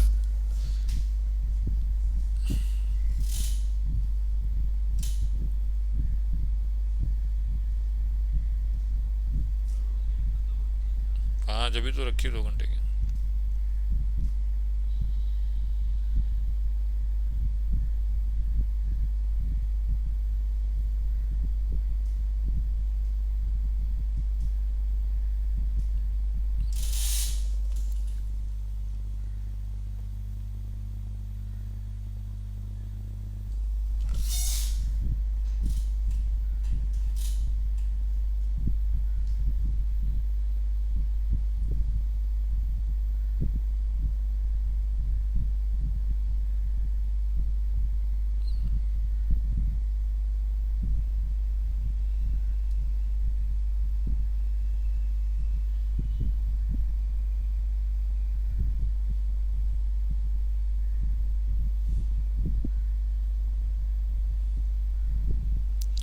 सीआरसी में बताऊंगा जब आपको एसआई रेफरेंस मॉडल पढ़ाऊंगा ना, तो मैं आपको वहाँ पे बताऊंगा सीआरसी जो है वो एक हैश वैल्यू होती है जो लेयर 2 पे क्या है कैलकुलेट की जाती है फ्रेम के अंदर, ठीक है।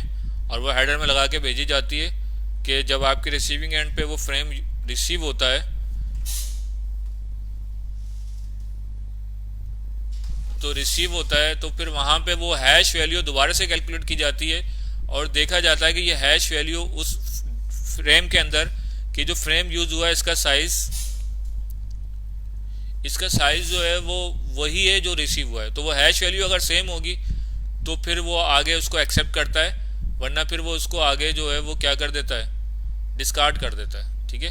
तो वो सीआरसी वैल्यू कहलाती है, वो साइकिल रिडंडेंसी चेक कहलाता है। एक्चुअली ये होता है साइकिल रिडंडेंसी चेक, ठीक है। हाँ,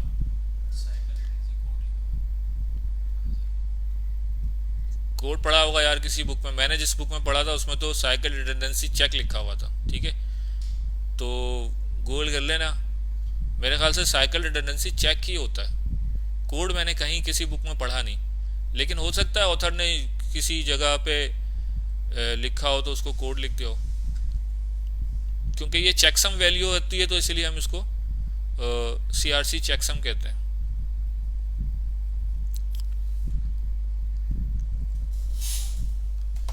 चले,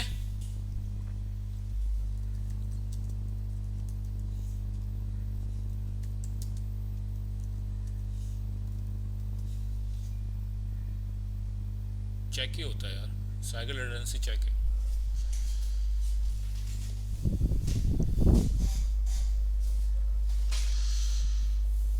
ईमेल भी जो है वो वाले हेडर फुटर मांगते हैं, ये सीआरसी के लिए मांगते हैं।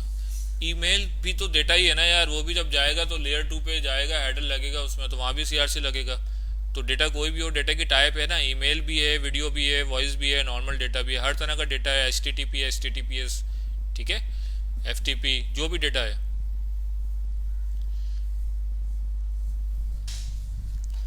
ठीक है।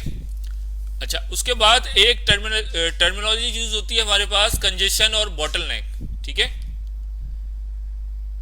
बॉटलनेक हम लोग कहते हैं ना कि बॉटलनेक हो गया, कंजेशन हो गया, वो एक्चुअली होता क्या है, अगर मैं नेटवर्क की बात करूं या कम्युनिकेशन की बात करूं, अगर एक गाड़ी है, अगर शारा फैसल पे आप लोगों ने देखा होगा ना कि कराची की बात कर रहा हूं मैं, ठीक है। तो जब छुट्टी का टाइम होता है तो वहां पे क्या होता है, उसकी अगर बैंडविड्थ है रोड की, अगर रोड की कैपेसिटी है कि भाई 500 गाड़ियां इधर से गुजर सकती हैं, ठीक है, लेकिन अगर एक साथ 1000 गाड़ियां आ जाएं उधर या 2000 गाड़ियां आ जाएं, जो कि अक्सर ऐसा होता है, ऑफिस टाइम खत्म होता है तो एकदम से गाड़ियों का फ्लो बहुत ज़्यादा बढ़ जाता है, तो वो वहाँ पे क्या क्रिएट हो जाता है, बोटल नेक क्रिएट हो जाता है। वहाँ पे फिर क्या हो जाता है, डेटा का फ्लो या गाड़ियों का फ्लो क्या हो जाता है, स्लो हो जाता है, और फिर सब सारे स्लो स्लो क्यू बना के स्लो स्लो गुजर रहे होते हैं, ठीक है। तो वो क्यों होता है कि आपकी एक बैंडविड्थ है, एक रोड की आपकी एक कैपेसिटी है कि भाई इस रोड पे जो है वो कितनी गाड़ियां गुजर सकती हैं। फॉर एग्जांपल 100 गाड़ियां गुजर सकती हैं, लेकिन एकदम से यहाँ पे वो कितनी गाड़ियां आ जाएं, 500 आ जाएं, तो 500 गाड़ियां गुजर ही नहीं सकती इधर से, इसकी कैपेसिटी कितनी है 100 की, तो सबको क्या बनानी पड़ेगी, क्यू बनानी पड़ेगी, और एक बॉटल नेक क्रिएट हो जाएगा, नेटवर्क क्या हो जाएगा, स्लो हो जाएगा। तो उसकी वजह से क्या आपका क्या क्रिएट होता है, बॉटल नेक, जिसको हम लोग कहते हैं कंजेशन हो गया है या बॉटल नेक हो गया, ठीक है। तो होता यह है कि आपका पूरा नेटवर्क बेहतरीन है, आपने हर जगह 1 Gbps ठीक है की डिवाइसेस लगाई हुई हैं, ठीक है, लेकिन आपके पास एक जगह कनेक्शन है, एक जगह यूज हो रहा है, आप सीरियल यूज कर रहे हैं, और वहां पे क्या यूज हो रहा है, 1.5 Kbps का डेटा की जो है वो आपके पास लाइन पड़ी हुई है, कोई सीरियल लाइन लगी हुई है यहाँ पे, ठीक है।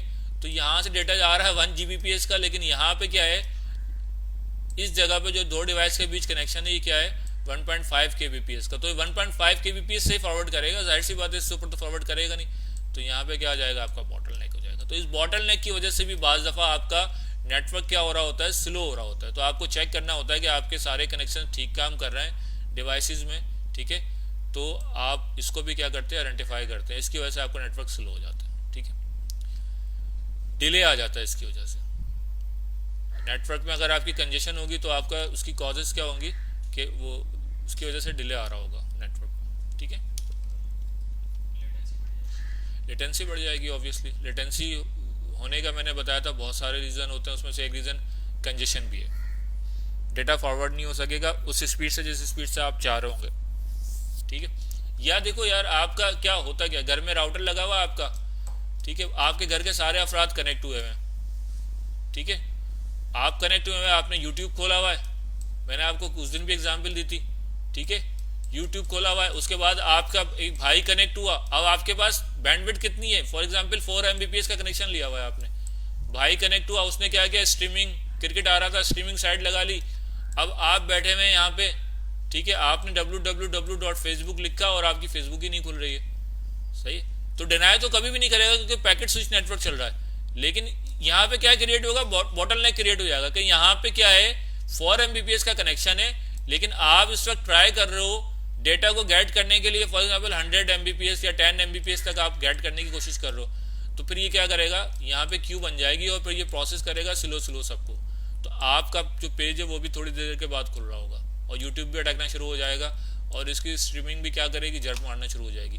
किस वजह से, इस कंजेशन की वजह से, इस बॉटलनेक की वजह से। फिर आप अपना कनेक्शन या तो क्या करें, 10 एमबीपीएस कर लें, उसको बैंडविड्थ बढ़ा लें तो मसला हल हो जाएगा, ठीक है। बहुत सारी कंपनीज में ये इशू आ रहे होते हैं कि उनका नेटवर्क में इश्यूज आ रहे होते हैं कि उन्होंने जो है वो सबको सब कुछ अलाउ किया हुआ होता है और सब जो है वो यूट्यूब खोल के बैठे होते हैं या सब जो है वो फेसबुक खोल के बैठे होते हैं, तो बाकी जो लेजिटिमेट, मतलब जो जो ओरिजिनल जिसके लिए कनेक्शन लिया होता है उनको बैंकिंग की ट्रांजेक्शन्स नहीं हो रही होती हैं, वो बैठे हुए होते हैं कि यार ये स्पीड ही नहीं आ रही है, ठीक है। तो या तो आप उसको ऑप्टिमाइज करो, नेटवर्क को बंद करो सारी चीज़ें जिसको ज़रूरत नहीं है जिसको, या फिर आप क्या कर दो, 10 एमबीपीएस 50 एमबीपीएस या 100 एमबीपीएस कर दो, तो फिर वो बॉटलनेक ख़त्म हो जाएगा, ठीक है। यहाँ तक क्लियर है?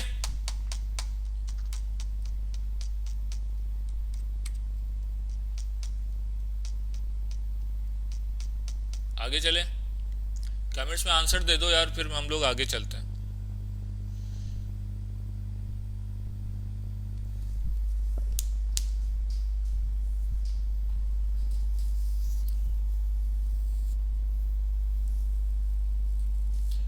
बॉटलनेक बताया तो है मैंने, हसनैन डिटेल में बताई है मैंने चीज़ कि बॉटलनेक कंजेशन जो हो जाता है ना डिवाइसेस के बीच में, मतलब ये कि इसकी बैंडविड्थ कम है और डेटा का फ्लो ज़्यादा हो गया। जिस तरह मैंने रोड की एग्जांपल दी थी कि कंजेशन हो जाता है तो फिर क्या हो जाता है, डेटा का फ्लो स्लो हो जाता है, तो वो कंजेशन है, रुकावट आ गई, मतलब रुकावट आ गई कोई बीच में, ठीक है, तो वो कंजेशन है। उसी को हम लोग एक टर्म यूज करते हैं, बॉटलनेक कहते हैं कि भाई बॉटलनेक हो गया ये, ठीक है।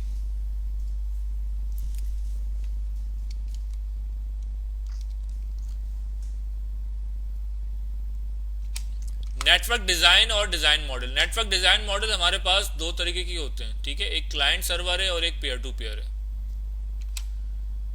पेयर टू पेयर हमारी एग्जांपल अगर इसकी है तो अगर मैं इसकी एग्जांपल लूं, पेयर टू पेयर नेटवर्क किस टाइप के होते हैं, पेयर टू पेयर के अंदर जो है कोई सेंट्रलाइज सर्वर नहीं होता, आपकी सारी डिवाइसेस क्या होती हैं, एक दूसरे से रिसोर्सेज क्या कर रही होंगी, शेयर कर रही होंगी, या तो किसी वक्त ये सर्वर बना हुआ होगा या किसी वक्त ये बना हुआ होगा, मतलब कोई सेंट्रलाइज सर्वर नहीं होगा, सब एक दूसरे के साथ रिसोर्सेज को क्या कर रहे होंगे, शेयर कर रहे होंगे। या इसको मैं कहते हैं, इसको वर्क ग्रुप एनवायरनमेंट भी कहते हैं। अगर विंडोज वर्क ग्रुप की बात करें तो वर्क ग्रुप एनवायरनमेंट क्या होता है, आपका पेयर टू पेयर एनवायरनमेंट होता है, ठीक है।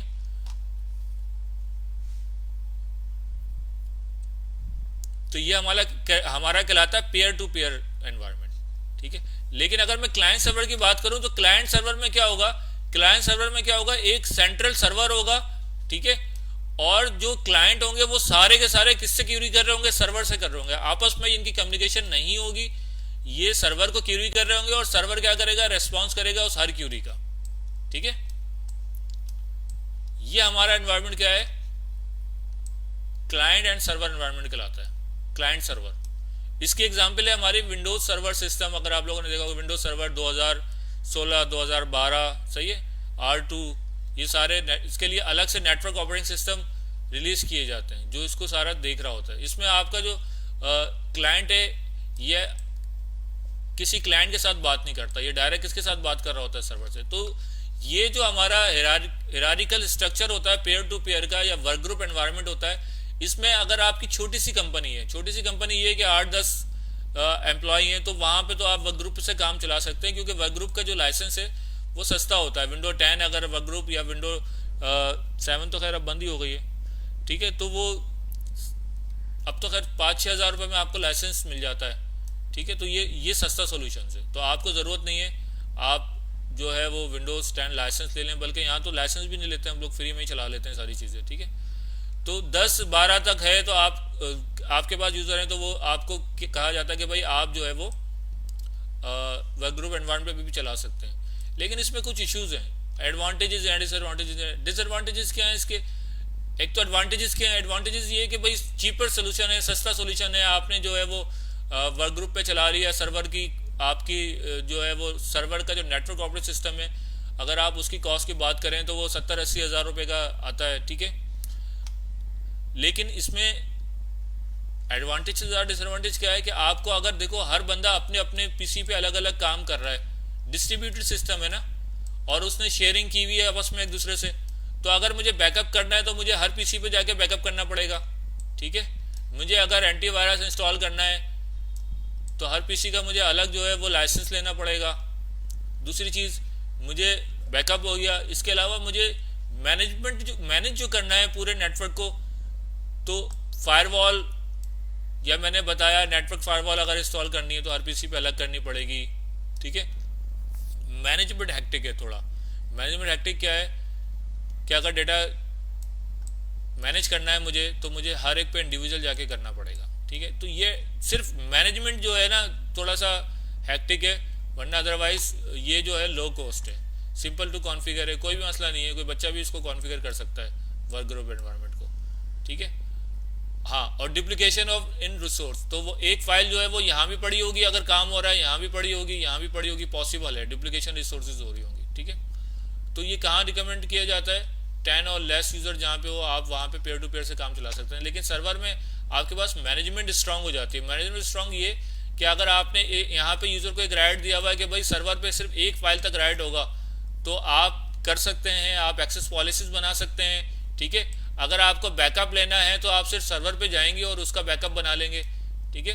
आपको हर एक पे बैकअप बनाने की ज़रूरत ही नहीं है। कोई सिस्टम अगर उड़ भी जाता है तो आपको परेशान होने की ज़रूरत नहीं है, ठीक है, क्योंकि आपके पास सारा डेटा कहाँ पड़ा होगा, सेंट्रलाइज बॉडी है सर्वर, ठीक है। लेकिन इसका डिसएडवांटेज क्या है कि ये हाई कॉस्ट है, ठीक है, सर्वर हाई कॉस्ट होता है सिर्फ। तो ये एग्जाम्पल है आपके पास क्लाइंट सर्वर की। यहां तक क्लियर है पेयर टू पेयर। एक्चुअली ये आपके सीसीएनए से रिलेटेड नहीं है, लेकिन ये बताया जाता है क्योंकि सीसीएनए लेवल के बंदे को पता हो, तो भाई पता होना चाहिए कि क्लाइंट सर्वर और पेयर टू पेयर जो है वो डिज़ाइन मॉडल क्या होते हैं।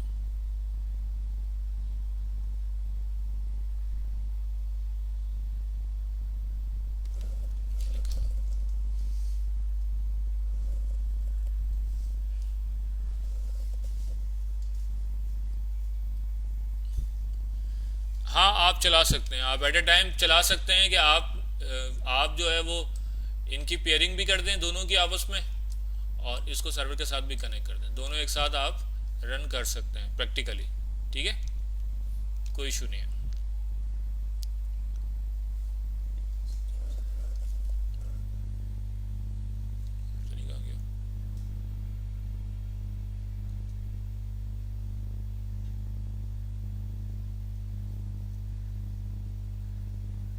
नीचे कहीं चला गया।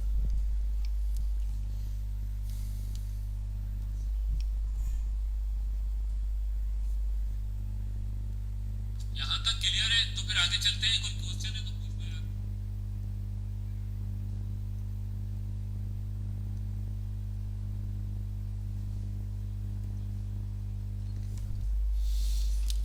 अच्छा, अब हमारे पास कुछ टर्म्स यूज होती हैं जिसको हम लोग कहते हैं area networks. Real life example तो दिए मैंने आपको। रियल लाइफ एग्जांपल क्या है? Windows operating system, server operating system, ठीक है। जिस तरीके से आपकी रियल एग्जांपल में बात दूं, आपके एयर टिकटिंग सिस्टम होता है ना, आप कहीं जाते हैं और बुकिंग करवाते हैं कि भाई फ्लाइट बुकिंग जो रिजर्वेशन सिस्टम होता है कि भाई मुझे जो है वो कराची टू लाहौर के लिए जो है वो फ़्लाइट चाहिए, तो वो क्या करेगा, वो अपने पास उसको एक पैनल दिया हुआ होगा, वो पैनल खोलेगा, ठीक है। और आप इस वक्त खड़े हुए हैं इस्तांबुल के किसी काउंटर पे खड़े हुए हैं, वहाँ पे आप रिजर्व सीट रिजर्व करवा रहे हैं, ठीक है। तो वो अपना पैनल खोलेगा और वो एक सेंट्रल यहाँ पे कहीं पीआईए का सिस्टम होगा, उसके साथ कनेक्ट हो जाएगा, ठीक है। और वहाँ से वो डेटा को फैच करेगा और आपकी एक फ़्लाइट बुकिंग कर देगा। और जब वो फ़्लाइट बुकिंग करेगा तो ये फ़्लाइट बुकिंग जैसे ही होगी तो यहाँ पे वो सीट नंबर आपकी क्या हो जाएगी, रिजर्व। उसी सेम टाइम पे अगर यहाँ पे एक यूज़र यहाँ पे बैठा हुआ होगा जो कि इसको इसी इसी सीट को रिजर्व करने की कोशिश कर रहा होगा, तो उसको पता लगेगा कि भाई ये सीट जो है वो इस वक्त रिजर्व हो चुकी है, जो कि इस्तांबुल में किसी बंदे ने रिजर्व कराई है, ठीक है। तो उसके लिए ऑल्टरनेट जो जब वो खोलेगा, जो डेटा फैच होगा, तो ऑल्टरनेट जो सीट्स अवेलेबल होंगी वो उसको दे दी जाएंगी और वहाँ पे बंदा एक जो है वो फ्लाइट रिजर्व करवा लेगा। तो एयर टिकटिंग सिस्टम जो होता है, फ्लाइट रिजर्वेशन सिस्टम, या अगर आप ऑनलाइन बैठ के जो है वो फ्लाइट रिजर्व करवा रहे हो, ठीक है, तो ये एक क्लाइंट सर्वर की एग्जांपल है। बैकएंड पे कोई सर्वर चल रहा है जो कि जितने भी क्लाइंट कनेक्टेड हैं उनकी क्यूरी को क्या कर रहा है, रिजॉल्व कर रहा है। या बहुत सारे पीओएस सिस्टम लगे हुए होते हैं जो कि इस तरीके से काम कर रहे होते हैं कंपनीज के अंदर, ठीक है। वहाँ पे थिन क्लाइंट लगाए हुए होते हैं, थिन क्लाइंट हमारे पास डम क्लाइंट होते हैं, ठीक है। उसमें ऑपरेटिंग सिस्टम तो होता है, लेकिन ऑपरेटिंग सिस्टम में आपको उसके अंदर स्टोरेज वगैरह नहीं होती, आप उसमें कोई ज़्यादा चीज़ें स्टोर नहीं कर सकते हैं, और वो आपके सर्वर के साथ कनेक्ट होते हैं और वो क्लाइंट सिर्फ वही काम कर रहे होते हैं कस्टमाइज जो प्रोग्रामर ने प्रोग्राम कर दिया गया होगा, और वो सिर्फ वहाँ पे जो है वो एक पैनल खुलेगा और सर्वर के साथ कनेक्ट हो जाएंगे और सर्वर से वो जो भी उनको जो भी कम्युनिकेशन होगी या जो भी डेटा चाहिए होगा वो उनको मिलेगा और वो सेव कर देंगे, ठीक है। तो ये तो एग्जाम्पल हैं, रियल एग्जाम्पल। लेकिन आप जो है वो दोनों पेयर टू पेयर और सर्वर अपने नेटवर्क में दोनों भी चला सकते हैं, ठीक है। आप ऐसा भी कर सकते हैं कि ये पीसी आपका इस सर्वर के साथ कनेक्ट हो, और ये भी कर सकते हैं कि ये पीसी जो है इसके बराबर वाले वर्क ग्रुप के साथ कनेक्ट हो और रिसोर्सेज को क्या कर रहा हो, शेयर कर रहा हो, ठीक है। लेकिन अगर आपने डोमेन में ज्वाइन करवा दिया और आपने यहाँ पे एक्सेस पॉलिसीज बना दी हैं और उसको रिस्ट्रिक्ट कर दिया, तो फिर वो वर्क ग्रुप में काम नहीं करेगा। तो ये आपके एडमिनिस्ट्रेटर के एंड पे होता है कि वो किस तरीके से उसको मैनेज कर रहा होता है अपने नेटवर्क को। बिल्कुल टर्मिनल यूज होते हैं जिसको हम लोग जो थिन क्लाइंट बोलते हैं ना, वो एक्चुअली टर्मिनल कहलाते हैं। वो टर्मिनल्स के थ्रू कम्युनिकेशन हो रही होती है, वो क्लाइंट सर्वर सिस्टम या नेटवर्क के एग्जाम्पल है, ठीक है। वो डम टर्मिनल होते हैं, उस पर और कोई काम नहीं कर सकते आप। अगर एयरपोर्ट पर जाएंगे तो उन्होंने जो है वो थिन क्लाइंट लगाए हुए होते हैं जो सर्वर से कनेक्ट होते हैं, वो सिर्फ फ्लाइट रिजर्वेशन के लिए काम कर रहे होते हैं, ठीक है। लेकिन अगर आप ऑनलाइन करना चाहें तो ऑब्वियसली फिर आप का वो डम या थिन क्लाइंट नहीं होगा, फिर वो आपको पैनल के थ्रू कोई एपीआई के थ्रू एक्सेस दे देगा आपको अपने सर्वर का, और वहाँ से आप फ्लाइट रिजर्व करा सकते हैं। तो हाँ, यहाँ पे मिक्स एनवायरनमेंट चल रहा होता है, क्लाइंट सर्वर भी चल रहा होता है, पीयर टू पीयर भी चल रहा होता है, ठीक है। कहीं पे दोनों भी चल रहे होते हैं।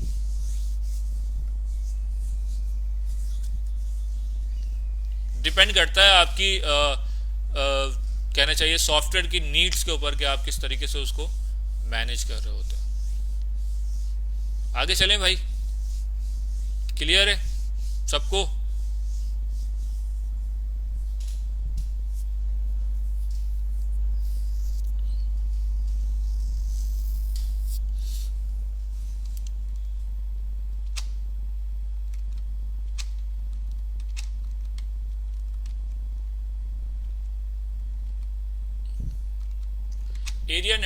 एरिया नेटवर्क में बहुत सारे हमारे पास क्लासिफिकेशंस हैं। मतलब एक नेटवर्क को इन्होंने डिवाइड किया हुआ है कि भाई मुख्तलिफ नेटवर्क में डिवाइड कर दिया गया है, उसके साइज और उस साइज ही कह सकते हैं, उसके साइज के हिसाब से कि भाई साइज नेटवर्क का कितना बड़ा है, तो वो नेटवर्क आपका जो है वो जोग्राफिकल लोकेशंस के हिसाब से हम लोग उसको क्लासिफाई कर सकते हैं। भाई उसमें सबसे पहले हमारे पास आता है पर्सनल एरिया नेटवर्क, पैन, ठीक है। इसकी एग्जांपल है हमारे पास ब्लूटूथ।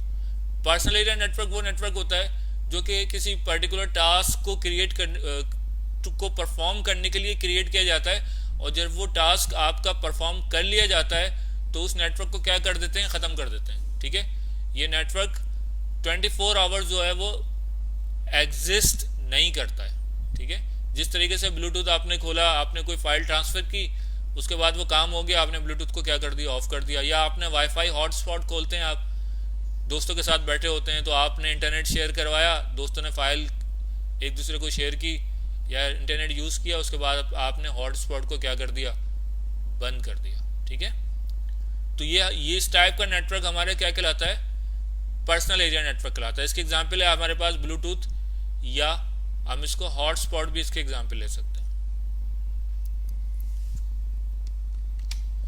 सेकंड नेटवर्क है हमारा local area network. Local area network इन ए बिल्डिंग, एक बिल्डिंग के अंदर जो नेटवर्क होगा वो हमारा क्या कहलाएगा, लोकल एरिया नेटवर्क। लेकिन ये जरूरी नहीं है कि ये बिल्डिंग हो सकता है कि मेरे पास दो बिल्डिंग हो बराबर बराबर में, ठीक है, और मैंने इस बिल्डिंग को इस बिल्डिंग के साथ कनेक्ट किया हो, तो फिर जो मेरा नेटवर्क बनेगा ये एक पूरा मेरा क्या हो जाएगा, लैन हो जाएगा।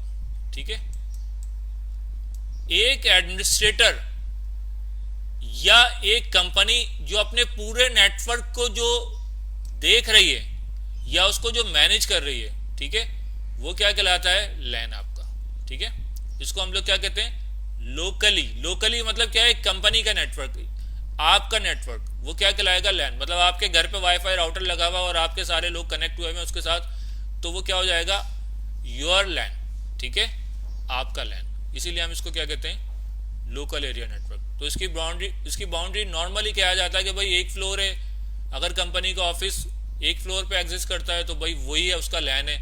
लेकिन अगर वो कंपनी दो फ्लोर पे एग्जिस्ट करती है तो वो उसका लैन दो फ्लोर तक हो जाएगा। अगर वो कंपनी के पास पूरी बिल्डिंग है तो फिर वो पूरी बिल्डिंग उसका लैन हो जाएगी। ठीक है, और अगर दूसरी बिल्डिंग भी ले ली और उसको कनेक्ट कर दिया तो वो भी उसका लोकल एरिया नेटवर्क, भाई दो बिल्डिंग तक फैला हुआ है तो हो सकता है, कोई इशू नहीं है। ठीक है, लेकिन होगा वो लोकल नेटवर्क। लोकल नेटवर्क क्या मतलब, बाहर से कोई नेटवर्क इसके साथ कनेक्ट नहीं होगा, ये अपना इसका नेटवर्क है, इसीलिए इसको हम क्या कहते हैं, लोकल एरिया नेटवर्क।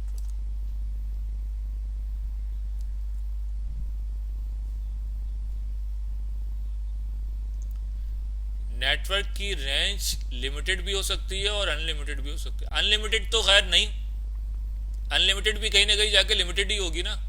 जहां तक वो पैकेट उसका एक एंड से दूसरे एंड तक जा रहा है, वो जो दो नोड है उसके, वो उसकी क्या है, रेंज है। अब हो सकता है कि एक कंपनी यहाँ पे हो और इन्होंने इसको कराची में है, ठीक है, और यहाँ पे इसका एक ब्रांच ऑफिस क्या है, लाहौर में, और इन्होंने कराची और लाहौर को आपस में क्या किया हुआ है, कनेक्ट किया हुआ है। तो यहाँ पे एक यूज़र बैठा हुआ है जो कि लाहौर के एक सर्वर पे क्या कर रहा है, डेटा अपलोड कर रहा है हर थोड़ी देर के बाद, तो ये इसकी क्या हो जाएगी, लिमिट हो जाएगी। लेकिन अगर ये लाहौर की जगह यूएसए में बैठा हुआ है और यूएसए में इन्होंने एक ब्रांच ली हुई है और वहाँ पे उन्होंने कनेक्ट किया हुआ है, तो ये इसकी लिमिट यहाँ तक हो जाएगी। ठीक है, तो डिपेंड करता है नेटवर्क के साइज के ऊपर। मैंने आपको बताया कि उसका क्या साइज है।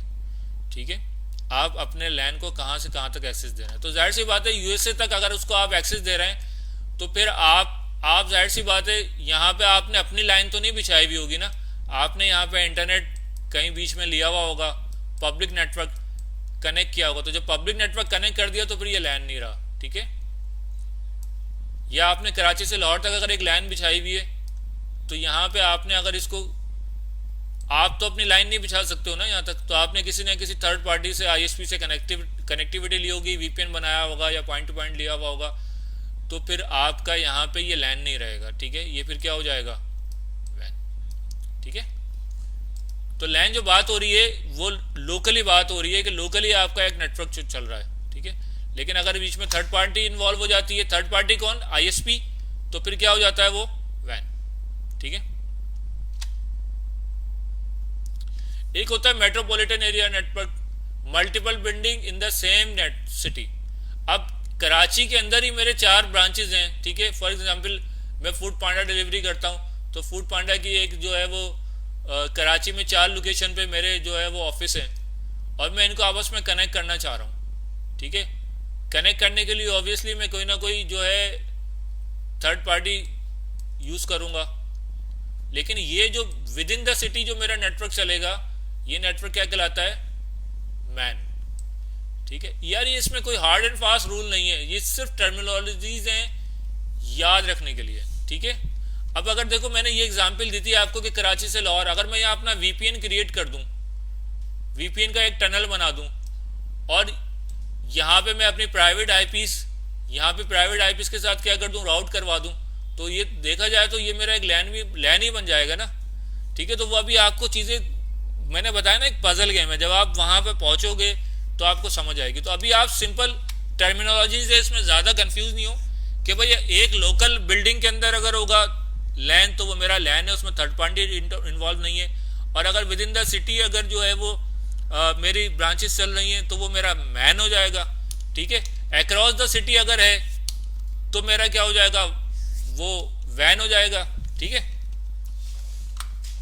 और अगर मेरी यूनिवर्सिटीज़ के कैंपसेस होते हैं बहुत सारे, यहाँ तो यूनिवर्सिटीज़ बड़ी होती हैं लेकिन बाहर तो किलोमीटर्स में फैली हुई होती हैं यूनिवर्सिटीज़, तो वो मुख्तलिफ कैंपसेस को आपस में कनेक्ट करते हैं, तो वो हम लोग उसको कहते हैं कैन, कैंपस एरिया नेटवर्क,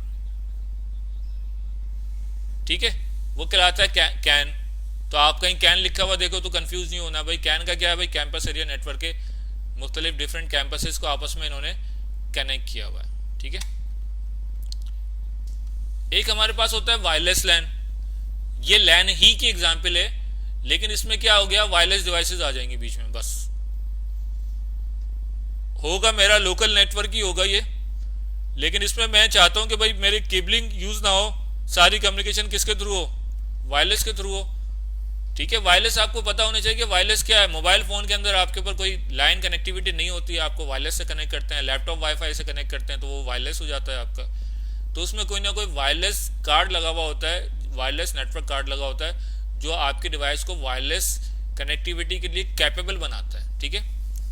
तो आपने विदाउट केबल अगर कनेक्ट किया हुआ है अपने नेटवर्क को तो वो क्या कहलाता है, आपका वायरलेस लैन, ठीक है। यार राउटर के पीछे ना देखो, आपके पास एक तो वायरलेस कनेक्ट करने के लिए आपकी डिवाइसेस, लैपटॉप, मोबाइल फोन्स, और एक देखा होगा आपने पीछे जो है वो स्विच होता है, येलो कलर की पोर्ट्स होती हैं जो कि वायर से कनेक्ट करने के लिए होती हैं। तो अगर आप वायर से कनेक्ट करेंगे तो लैन होगा, और वायरलेस से कनेक्ट करेंगे तो वायरलेस लैन होगा, डब्लू लैन कहलाता है, ठीक है।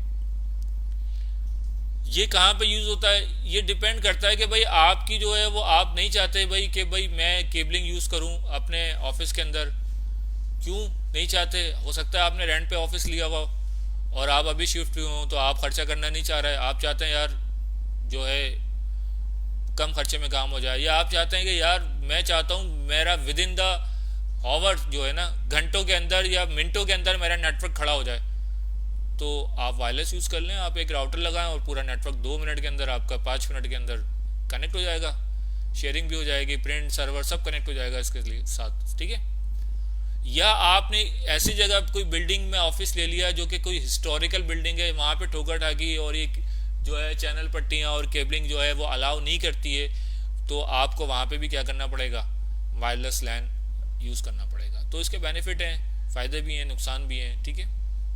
थ्रूपुट इसकी कम होती है बनिस्बत आपकी कॉपर केबलिंग के थ्रू, क्योंकि वायरलेस में जो है वो डेटा हाफ डुप्लेक्स में जा रहा होता है, ठीक है।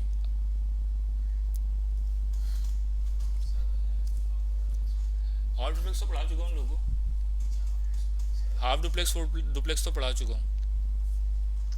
मैन रिपीट कर दें, मैन मैंने बताया था कि विद इन द सिटी अगर मेरी ब्रांचेस हैं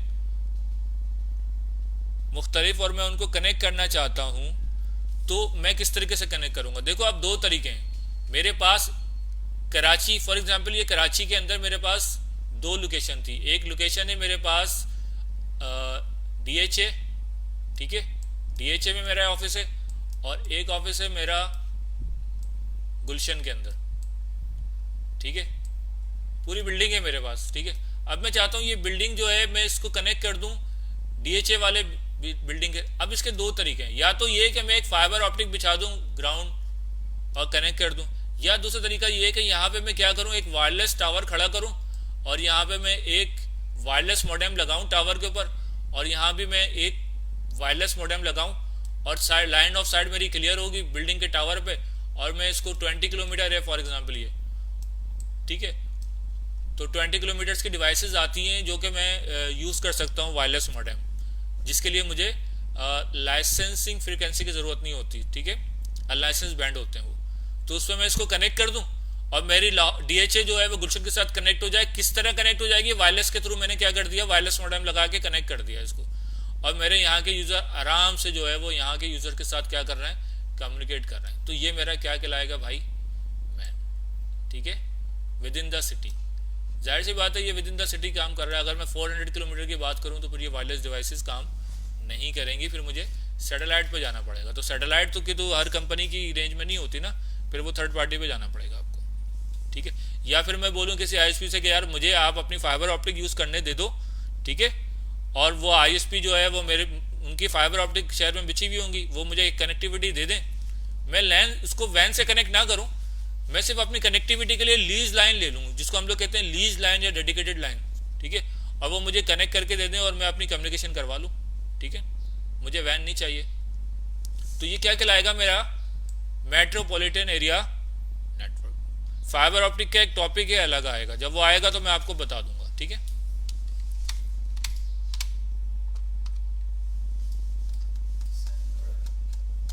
हाँ सैन लगे, बस खत्म है, डिवाइसेस हैं। इसी तरीके से आपके पास एक होता है स्टोरेज एरिया नेटवर्क, या आप भी टर्मिनोलॉजीज देखोगे, कहीं लिखा हुआ देखोगे यार सैन। ठीक है, सैन क्या होता है, ये आपके चल रहे होते हैं, सैन आपके डेटा सेंटर्स के अंदर चल रहे होते हैं। ठीक है, डेटा सेंटर्स के अंदर एक हमारे पास स्विच, अब आप बोलोगे स्विच क्या है सर, तो स्विच अभी हम पढ़ेंगे कि क्या होते हैं। नॉर्मल स्विच के मैंने बताया कि क्या कर रहे होते हैं, कनेक्टिविटी प्रोवाइड कर रहे होते हैं। ठीक है, किसको, यूजर्स को कनेक्टिविटी प्रोवाइड कर रहे होते हैं। एक यूजर को दूसरे यूजर से क्या करते हैं, कनेक्ट करते हैं, जिसके थ्रू पॉसिबल होता है कि डेटा जा रहे हैं यहाँ से। ठीक है, तो यहाँ पे जो है वो बहुत हाई टैग स्विचेस लगे होते हैं, जिसमें की पोर्ट डेंसिटी भी बहुत ज़्यादा होती है और जिनका थ्रूपुट भी बहुत ज़्यादा होता है। ठीक है, और यहाँ पे कुछ सर्वर्स लगे होते हैं जिसमें डेटा, सिर्फ ये डेटा स्टोर करने के काम आ रहे होते हैं, कि डेटा क्या हो रहा होता है, स्टोर होता है। और यहाँ पे एरेस बनी हुई होती है। एरेस क्या होता है, रेप्लिका बन रहे होते हैं, कि अगर किसी वजह से आपका सर्वर्स डाउन भी हो जाए तो यूज़र को पता नहीं लगेगा। डेटा सेंटर अगर आप लोग देखोगे तो डेटा सेंटर में यूज़ हो रहे होते हैं ये सैन स्विचेस। ठीक है, तो वो जो नेटवर्क बनाते हैं इसका, जिसमें सर्वर्स होते हैं, एरेज होती हैं और बैकअप ड्राइव्स होती हैं। ठीक है, और सैन स्विचेस लगे हुए होते हैं, वो हमारा क्या कहलाता है, सैन, स्टोरेज एरिया नेटवर्क कहलाता है। ठीक है, इसको हम लोग क्या कहते हैं, सैन। यहाँ पे सिर्फ काम हो रहा होता है स्टोरेज का, सिर्फ डेटा स्टोर हो रहा होता है। बड़े बड़े डेटा सेंटर्स अगर आप बात करें माइक्रोसॉफ्ट की, गूगल्स की, या लोकली जो डेटा सेंटर्स होते हैं, वहाँ पे जो नेटवर्क चल रहा होता है वो कहलाता है आपका सैन नेटवर्क। ठीक है, वहाँ पे सैन स्विचेस यूज होते हैं, सैन डिवाइसेस यूज हो रही होती हैं सारी आपकी। वो तो प्रोटोकॉल है, प्रोटोकॉल तो MPLS यार कोई भी यूज़ कर सकते हैं, इसके अंदर ज़रूरी नहीं है। ठीक है, प्रोटोकॉल तो कोई भी, वो तो एक्सेस किस तरीके से करेंगे वो अलग बात है।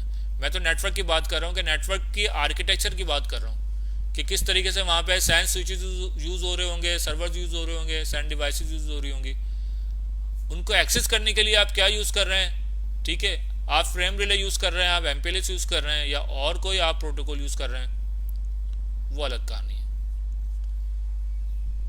ठीक है, आगे चलें यहाँ से। क्लियर है यहाँ तक, सारी ये टर्मिनोलॉजी समझ आ गई आप लोगों के।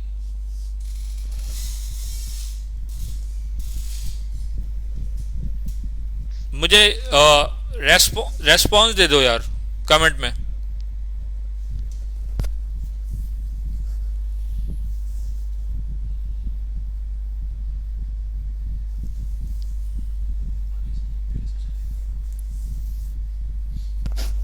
वो कहीं से पढ़ लेते हैं ना बेचारे।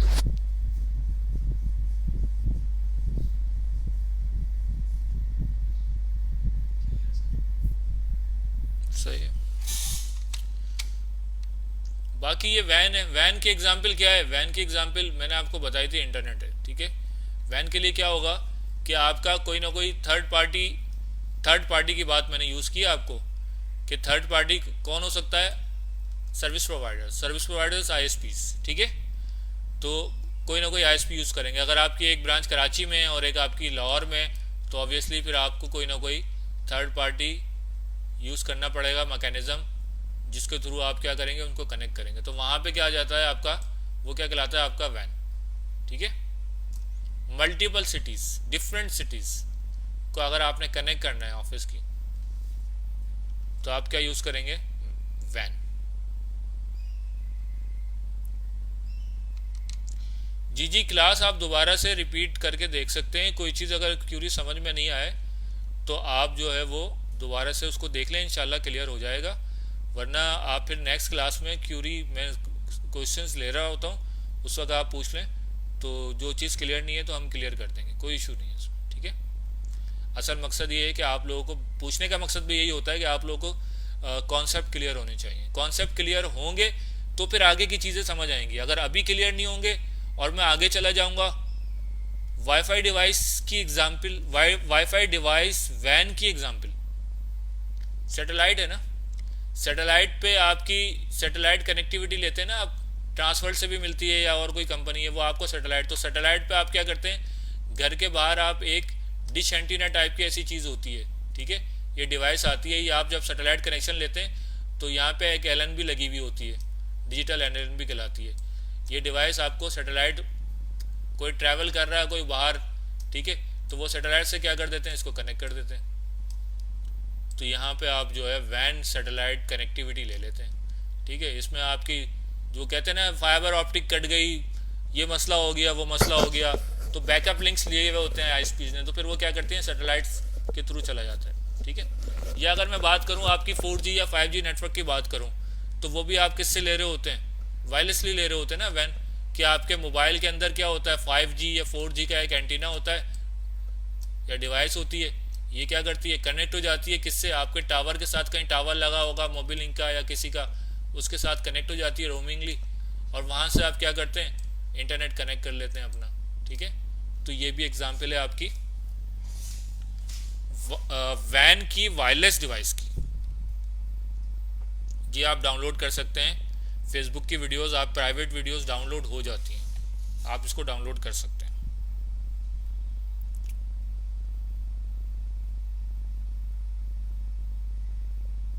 ठीक है, लिखा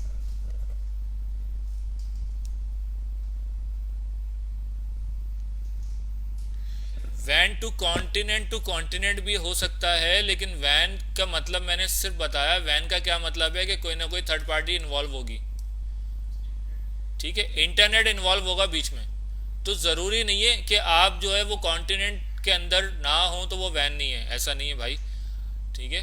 अगर आपकी कराची के अंदर ही आपकी 2 ब्रांचेज हैं और आपने कनेक्टिविटी ले ली, यही मैंने डीएचए की बताई थी ना, डीएचए और गुलशन, लेकिन आपने जो इन्वॉल्व कर दिया, किसको कर दिया, एक आईएसपी को इन्वॉल्व कर दिया, ठीक है। आपने यहाँ भी क्या ले लिया, एक इंटरनेट का कनेक्शन ले लिया, और यहाँ भी क्या ले लिया, एक इंटरनेट का कनेक्शन ले लिया, और इसके थ्रू आपने कनेक्टिविटी बना दी, तो ये क्या है आपका भाई, वैन है ये, ठीक है, ये लैन नहीं कहलाएगा।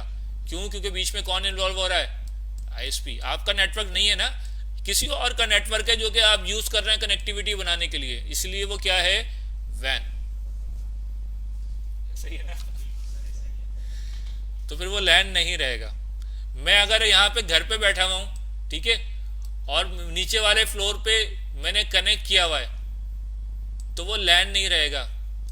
आप अगर वीडियो कॉल या वॉइस कॉल कर रहे हो, ऊपर वाले कमरे में बैठे हुए हो और नीचे आपका भाई बैठा हुआ है, और आपने कॉल मिलाई व्हाट्सएप पे और भाई को आप कॉल कर रहे हैं व्हाट्सएप पे, तो वो वैन है, लैन नहीं है, ठीक है। क्योंकि आप वाया किसके थ्रू जा रहे हो, आईएसपी के थ्रू जा रहे हो मेरे भाई। लेकिन अगर आपने कोई ऐसी मैसेजिंग एप्लीकेशन बनाई हुई है जिसके थ्रू आप डायरेक्ट लैन के थ्रू कॉल कर लो, वो अलग बात है। लेकिन अगर आप व्हाट्सएप कॉल कर रहे हैं अपने भाई को या घर के किसी फर्द को एक कमरे से दूसरे कमरे में बैठ के, तो वो आप क्या यूज कर रहे हैं, वैन, ठीक है, वो लैन नहीं है। फिर मैंने ये बताया ना आपको, ये टर्मिनोलॉजीज हैं, ठीक है। आप सोचोगे आपको खुद ही क्लियर होगा कि किस जगह पे वैन होगा और किस जगह पे क्या होगा, लैन होगा।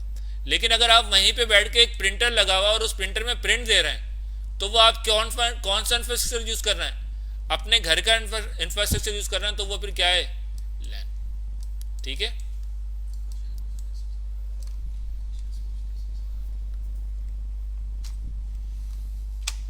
अच्छा सवाल था वैसे तुम्हारा,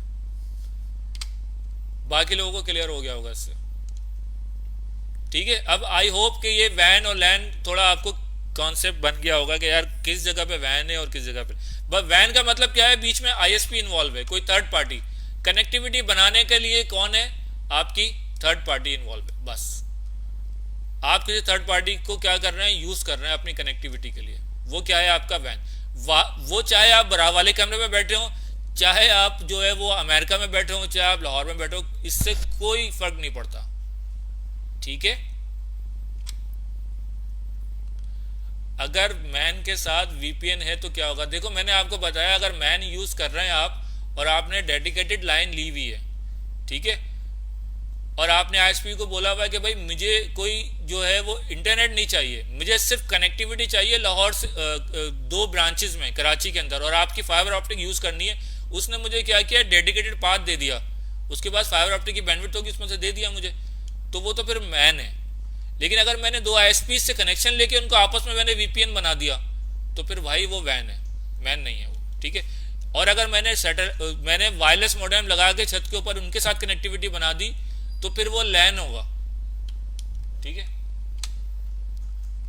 लैन होगा, लेकिन वो लैन पूरा नेटवर्क मेरा लैन कहलाएगा, लेकिन वो क्योंकि मैं मेट्रोपॉलिटन एक सिटी के अंदर यूज कर रहा हूं, तो वो मेरा मैन होगा। ठीक है, इसमें ज्यादा कंफ्यूज मत होना, क्योंकि जब ये टर्मिनोलॉजीज बनाई गई थी उस वक्त उसको भी नहीं पता होगा कि यार ये आगे जाके इतनी ज्यादा चीजें इंटीग्रेट हो जाएंगी। कल से अब टाइम हो गया,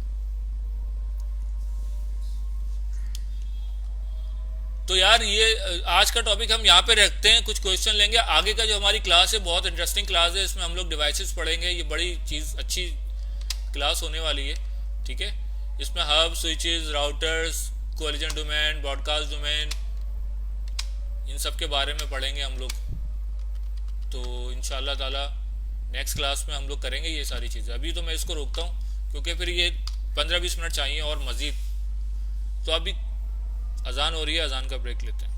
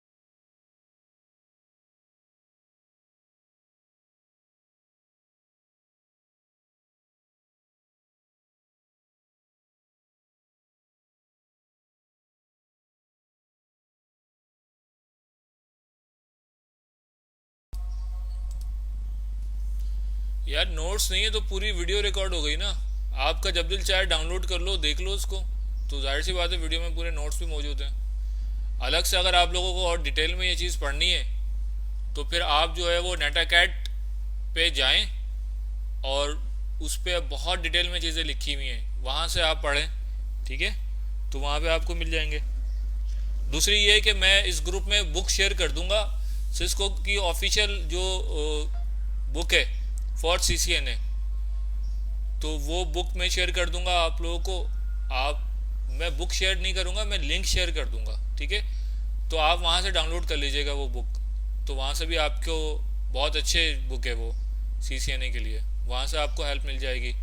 ठीक है, बाकी नेटाकैट पे जिन लोगों ने एग्ज़ाम नहीं दिए तो मैं एग्ज़ाम आज ओपन कर दूंगा दोबारा। ठीक है, आप लोग कंप्लीट कर लेना। ठीक है, और चैप्टर 1, 2, 3 मतलब मैं खोल दूंगा सारे, और आप लोग साथ साथ जो है उसको कंप्लीट भी करते रहना।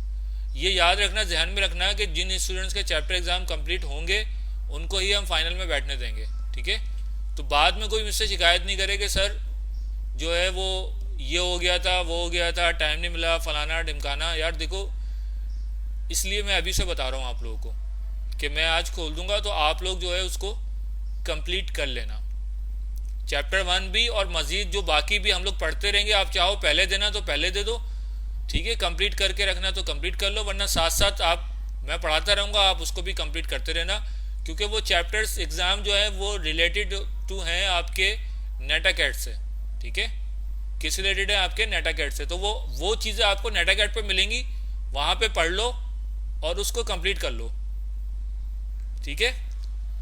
मैं अभी थोड़ी देर में जोहर की नमाज के बाद दोपहर तक बैठूंगा, 2-3 बजे तक, तो मैं ओपन कर दूंगा, सारे ओपन कर दूंगा नेटाकैट के चैप्टर एग्ज़ाम, तो वो आप लोग जो है पढ़ते जाना और वो कंप्लीट करते जाना, जो जो भी चैप्टर आपके कंप्लीट होते जाएं वो आप उसका एग्ज़ाम भी देते रहना हाथ के हाथ। हम फाइनल एग्ज़ाम उन्हीं स्टूडेंट्स का लेंगे जिनके चैप्टर एग्ज़ाम कंप्लीट होंगे, बाकी को हम एंटरटेन नहीं करेंगे, ठीक है। तो माजरत पहले, आप लोग बाद में कोई शिकायत नहीं करना, मैं पहले बता रहा हूँ, जो स्टूडेंट भी अभी यहाँ पे लाइव क्लासेस में मौजूद हैं उनके लिए दोबारा से मैं बता रहा हूँ कि नेटाकैट पे मैं एग्ज़ाम ओपन कर दूंगा, चैप्टर्स एग्ज़ाम, वो आप चैप्टर पढ़ते जाना और एग्ज़ाम कंप्लीट कर लेना। यहाँ पे हम लोग कवर करते रहेंगे, चाहो तो ये कंप्लीट होता जाएगा और आप उसको करते रहो, लेकिन उसको कंप्लीट कर लेना, ठीक है, क्योंकि एक हफ्ते पहले मैं बता दूंगा कि भाई अब टाइम ख़त्म हो गया है, अब आप कंप्लीट कर लो एक ही क्लास में। अब वो कब टाइम होगा वो जल्दी से, जैसे जैसे हमारा कोर्स ख़त्म होता रहेगा मैं आपको बताता रहूँगा, ठीक है। उसके बाद हम फिर मॉड्यूल 2 में चले जाएंगे, ठीक है, जब हमारा ये कंप्लीट हो जाएगा एक मॉड्यूल इंट्रोडक्शन टू नेटवर्क का, तो हम राउटिंग स्विचिंग वाले मॉड्यूल में चले जाएंगे, उसमें फिर आगे थोड़ी और एडवांस चीज़ें भी होंगी, तो उससे बेहतर है कि आप अपना काम कंप्लीट करके रखो, ठीक है। और अगर कोई क्वेश्चन है तो पूछ लो यार, फिर बाद में मसला ये होता है कि फिर एक, क्योंकि हमने ये क्लास विकेट के रखी थी, मैं खुद भी थोड़ा बिजी होता हूँ, ठीक है, तो फिर वो इस तरीके से हम जवाब क्यूरी का आंसर नहीं दे पाते आप लोगों को, ठीक है। तो क्लास का जो 10 मिनट का ये हमने ब्रेक रखा है, भाई मेरा नेटाकैट पे कोर्स लॉगिन नहीं हुआ, अगर आपने एनरोलमेंट की थी तो आपका कोर्स होगा, अगर आपने एनरोलमेंट नहीं करवाई थी तो कोर्स नहीं होगा, ठीक है। और वो एनरोलमेंट अगर नहीं करवाई थी तो वो तो अब ख़त्म हो गई है, तो कोई मसला नहीं है, आप यहाँ पे कंटिन्यू कर लो, ठीक है। और अगर बीच में कोई कोर्स आएगा, अगर कोई एनरोलमेंट आएगी तो हम आपको वहाँ पे कर लेंगे, कोई ऐसा इशू नहीं है, हमारा मकसद पढ़ाना है, आपको इन्फॉर्मेशन देना है, वो हम दे रहे हैं, ठीक है। तो हम आपको ग्रुप में से नहीं निकाल रहे हैं, जो स्टूडेंट्स ग्रुप ज्वाइन कर चुके हैं वो इस ग्रुप में रहेंगे, ठीक है, तो लेक्चर आपको मिलते रहेंगे। बाकी वो नेटाकैट की बात रह गई, तो वो तो एनरोलमेंट अब ख़त्म हो गई है, अब जब कोई दूसरी होगी तो हम आपको लिंक दे देंगे, तो आप उसमें एनरोल हो जाना, ठीक है। और कोई क्वेश्चन? क्योंकि यार हमारा मकसद ये नहीं है कि किसी को डिस्करेज करना, ऐसी कोई बात नहीं है, अभी आपकी सुस्ती है, आपने अगर एनरोलमेंट नहीं की तो इसमें हमारा कसूर नहीं है, वो एक टाइम फ्रेम था, उसमें हमने क्लोज कर दिया, दोबारा एडमिशन आते रहते हैं, ठीक है। तो हम लोग यहीं पे शेयर करते रहते हैं, फेसबुक का सैलानी का पेज आप ज्वाइन कर लो, तो जैसे ही कोई एडमिशन आएंगे तो हम उसमें आपको लिंक दे देंगे, आप वहाँ पे एनरोलमेंट करा लेना, तो फिर आपको उसमें हम लोग डाल देंगे। लेक्चर आपको यहाँ से मिलते रहेंगे, ग्रुप में से हम किसी को भी नहीं निकाल रहे, ठीक है। तो आप जो है वो क्लासेस अटेंड करते रहो, फिर उसको भी हम देख लेंगे। और कोई क्वेश्चन है आप लोगों का? तो हम लोग क्लास हमारी आज की एंड की तरफ जा रही है, क्लास हमारी जो रमज़ान की टाइमिंग थी वो 11 to 1 थी। हाँ, आपका चैप्टर 1 नहीं हुआ ना, आप कर लेना अभी दोबारा कंप्लीट, सही है, मैं खोल दूंगा तो आप उसको कंप्लीट कर लेना। नेक्स्ट एग्जाम आज से अटेंड करने, ठीक है। नेटाकैट के चैप्टर्स वहां से पढ़ते जाओ और एग्जाम कंप्लीट करते जाओ।